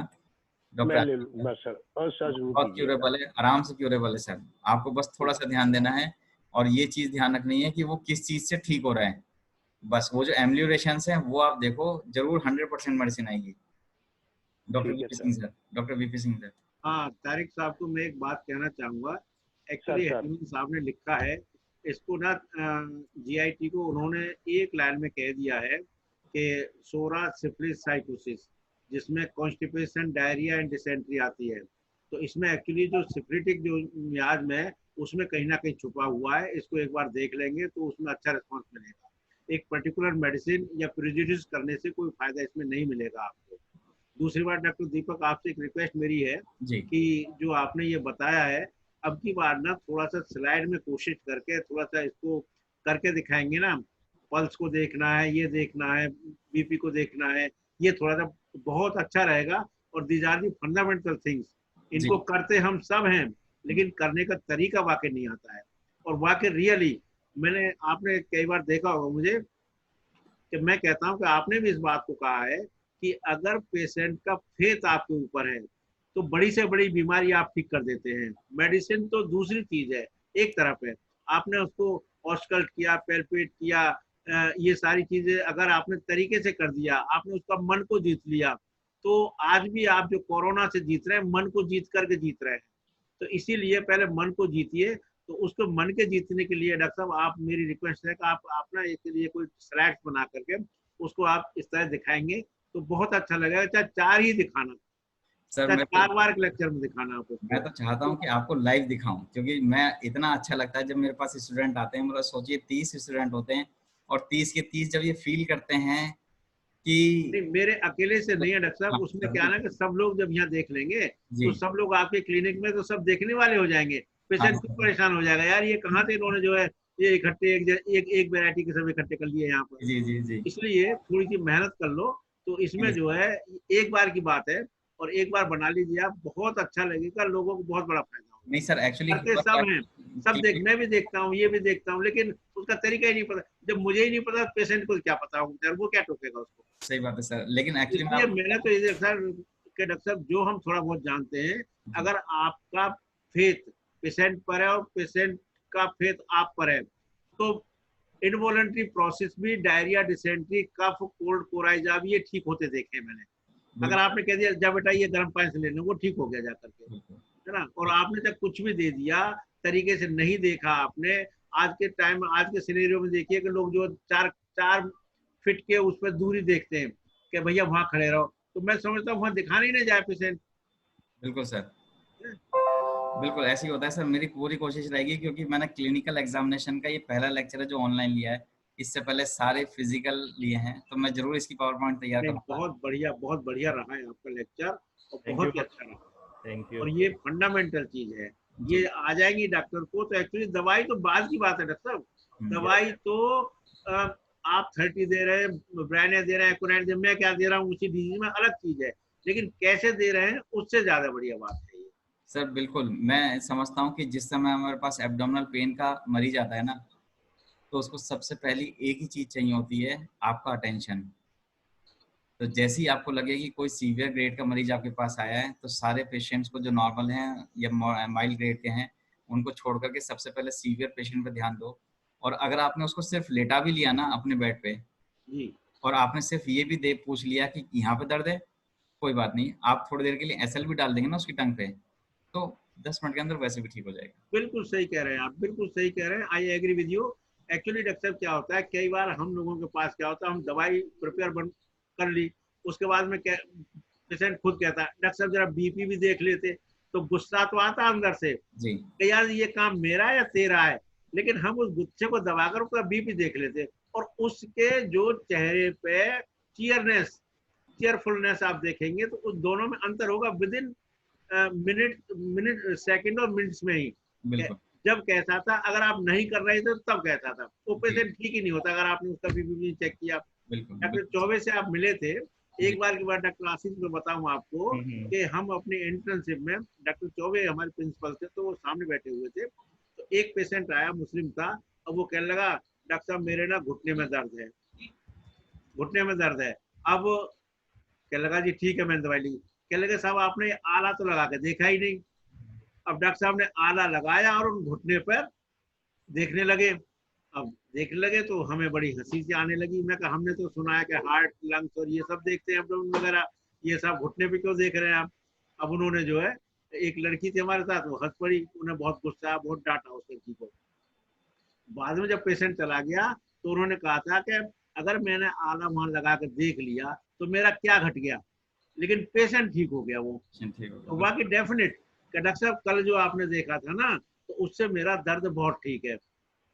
और उन्होंने उस टाइम में जो medicine, that was the normal medicine जो पहले ही खा रहा था वो, क्योंकि सबसे बड़ी बात तो ये थी कि प्रिंसिपल ने देखा और आला लगा करके देखा। तो डॉक्टर साहब हम तो 4 घंटे नौकर होते हैं पब्लिक के, we are made for humanity of the society. तो इसलिए जो है हमें वो सब करने में बुराई नहीं है। लोग तो जाकर के मंदिरों में जूते साफ करते हैं, तो हमें अपने पेशेंट की सफाई, उनकी सेवा करने में क्या बुराई है। जैसे वो कहता है वो करो, लेकिन जो आपने पढ़ा है, जो हमने पढ़ा है, उनको हमें अप्लाई करें, तो हमारा है to give the 100% healing to the patient. तो ये तो मेरा मानना है इस पीरियड में। तो बहुत ही अच्छा रहा डॉक्टर साहब, बहुत ही बढ़िया रहा आपका लेक्चर। Thank you. एक डॉक्टर हैं, डॉक्टर प्रियंका शर्मा, उन्होंने एक क्वेश्चन पूछा है कि जो क्लबिंग का नेल बेड है उनको समझ में नहीं आया। तो मैं आपको बता दूं कि इस समय जब आप नॉर्मल स्टेज में हैं तो आप नेल बेड को प्रेस करेंगे तो ये हार्ड फीलिंग है। जब भी आप क्लबिंग को फील करेंगे तो ये प्रॉपर एरिया सॉफ्ट हो जाएगा एकदम। ये क्लबिंग की निशानी है। इसमें चाहे नेल ऑपरेटेड हो या ना हो, लेकिन अगर आपका नेल बेड सॉफ्ट हो गया है तो समझो ये क्लबिंग है। ये क्रोनिक डिजीज की निशानी है, इसको बहुत ध्यान से देखना है। और कोई क्वेश्चन? परकशंस की साउंड के बारे में ज्योति जी ने पूछा है, तो ज्योति बिल्कुल डिफरेंस होता है। आपको डल साउंड्स अलग आएंगी, फ्लूट्स की साउंड्स अलग आएंगी, बाकी साउंड्स सब अलग आएंगी। और ये साउंड्स एक्चुअली आपको सिर्फ एक्सपीरियंस से आएंगी। मैंने कहा कि आपको अभी टैपिंग नहीं बता सकता, लेकिन आप जब टैप करेंगे, अभी जितने भी मैंने एग्जामिनेशन बताए हैं, मैं चाहता हूँ कि आप सब लोग अपने किसी फ्रेंड, किसी भी फैमिली मेंबर पे जरूर ट्राई करो, तो आपको जरूर समझ में आ जाएगा। डॉक्टर श्वेता सिंह का सवाल है कि क्लबिंग इज क्यूरेबल। मैंने आपको बता दिया कि बिल्कुल भी नहीं है, क्योंकि इरिवर्सिबल प्रोसेस है। इरिवर्सिबल प्रोसेस का मतलब होता है कि जो चीज़ एक बार गई वो गई। ईश्वर ने ऐसा कोई सिस्टम नहीं दिया कि एक बार जान प्राण निकलने के बाद दोबारा वापस आ जाए, अभी तक कोई सिस्टम नहीं है। तो हमारी बॉडी में हमें ये जरूर जानना पड़ेगा कि क्या चीज़ ठीक हो सकती है, क्या चीज़ नहीं। ये डॉक्टर हैनीमैन सर भी कह गए हैं। अगर आपको ये नॉलेज है कि क्या ठीक हो सकता है क्या नहीं, तो आपको बहुत सारी चीज़ें अपने आप ही आसान हो जाएंगी। फिर हमें ये नहीं कहना की जरूरत पड़ेगी हाँ हम 6 महीने में बिल्कुल ठीक कर देंगे। आपको ये पता होगा कि कब ठीक कर देंगे। आपको बताना पड़ेगा कि आप अपने आप बीमार हो, आप अपने आप से ठीक होगे, ये आपकी मर्जी है कि आप 6 महीने में ठीक हो चाहे 1 साल में ठीक हो। तो आपको क्लिनिकल एग्जामिनेशन बताता है कि एक्चुअल पेशेंट को कैसे देखना है, कैसे उसको ठीक करना है। अगर आप ये नहीं कर रहे हैं तो आप एक अच्छे होम्योपैथ तो हो सकते हैं, लेकिन अच्छे डॉक्टर नहीं हो सकते। ये मैं बिल्कुल डायरेक्टली करता हूँ। एक और क्वेश्चन है, clubbing is indication of which disease. Ma'am बहुत सारी क्रॉनिक डिजीज हैं, जितनी भी क्रॉनिक रेस्पिरेटरी डिजीज हैं, जितनी हार्ट की डिजीज हैं, जितनी लीवर की डिजीज हैं, सब कुछ आपको मैंने पहले बता दिया। जब हम सर्कुलेशन की बात करते हैं तो मेरा एक्चुअली क्लिनिकल एग्जामिनेशन पढ़ाने से पहले सबसे पहले एम होता है कि आपको बॉडी का सर्कुलेशन पढ़ाऊं, आपको पता लगे कि एक्चुअली में बॉडी में हो क्या रहा है, कहाँ से कितनी सप्लाई जा रही है ये आपको पता होना चाहिए। तो ऐसी जब हम पेरिफेरल सर्कुलेशन की बात करते हैं तो हमारी बॉडी में किसी भी क्रॉनिक डिजीज को डेवलप होने से पहले पेरिफेरल सर्कुलेशन बंद होता है। इसीलिए किसी भी प्रक्रिया में हम लोग हमेशा कहते हैं कि क्लैपिंग जरूर किया करो, तालियां किसी भी उसमें जरूर बजाया करो, चाहे मेरे शो में ही बजा दो लेकिन ताली बजाने से आपका पेरिफेरल सर्कुलेशन हमेशा अच्छा रहेगा। और आपका अगर पेरिफेरल सर्कुलेशन बहुत अच्छा है, डॉक्टर अभिषेक थैंक यू, तो अगर आपका पेरिफेरल सर्कुलेशन अच्छा है तो आपके बाकी सर्कुलेशंस भी बहुत अच्छे रहेंगे, बहुत ही अच्छे रहेंगे। तो ये जरूरी है कि आप अपनी बॉडी को समझो, अपनी बॉडी को समझोगे तभी तो आप किसी दूसरे की बॉडी को समझने लायक रहोगे। तो अपनी बॉडी को समझना बहुत जरूरी है। आज ये जितनी भी पल्स आप अपनी फील कर सकते हो अपनी फील करो, वरना अपने घर में किसी भी मेंबर या अपने किसी फ्रेंड की जरूर फील करो। जितने भी लोग डॉक्टर्स हैं, मुझे यही बताया था डॉक्टर आशीष ने कि सब लोग स्टूडेंट हैं, लेकिन मैं देख रहा हूँ कुछ डॉक्टर्स भी हैं। तो जो डॉक्टर्स हैं वो अपने पेशेंट पे जा करके आज ट्राई करें। और ये मैं यकीन से कह सकता हूँ कि जो लोग भी ऐसे पेशेंट हैं जो आपसे ठीक नहीं हो रहे हैं, आप सिर्फ उनका क्लिनिकल एग्जामिनेशन करो अच्छे से। अच्छा यहाँ पे दर्द है, ऐसा हो रहा है, कोई बात नहीं, मैं टच करके देखता हूँ। आप देखोगे कि अगली विजिट में आपको जरूर 100% आराम बताएंगे। ये कंफर्म है, डॉक्टर वीपी सिंह सर से सहमत हूँ बिल्कुल इस बात में। नहीं, बहुत अच्छी बात है, बहुत अच्छी थैंक यू आपके लिए बहुत बहुत बहुत धन्यवाद। थैंक यू, एंड नमस्कार, thank you, thank you, thank you everyone, thank you. Clapping की इतनी सारी डिजिटल क्लैपिंग आ गई हैं, थैंक यू सबका। Thank you doctor Ashish, meeting and करें भाई? हाँ yes boss, thank you, okay, thank you sir. Thank you sir.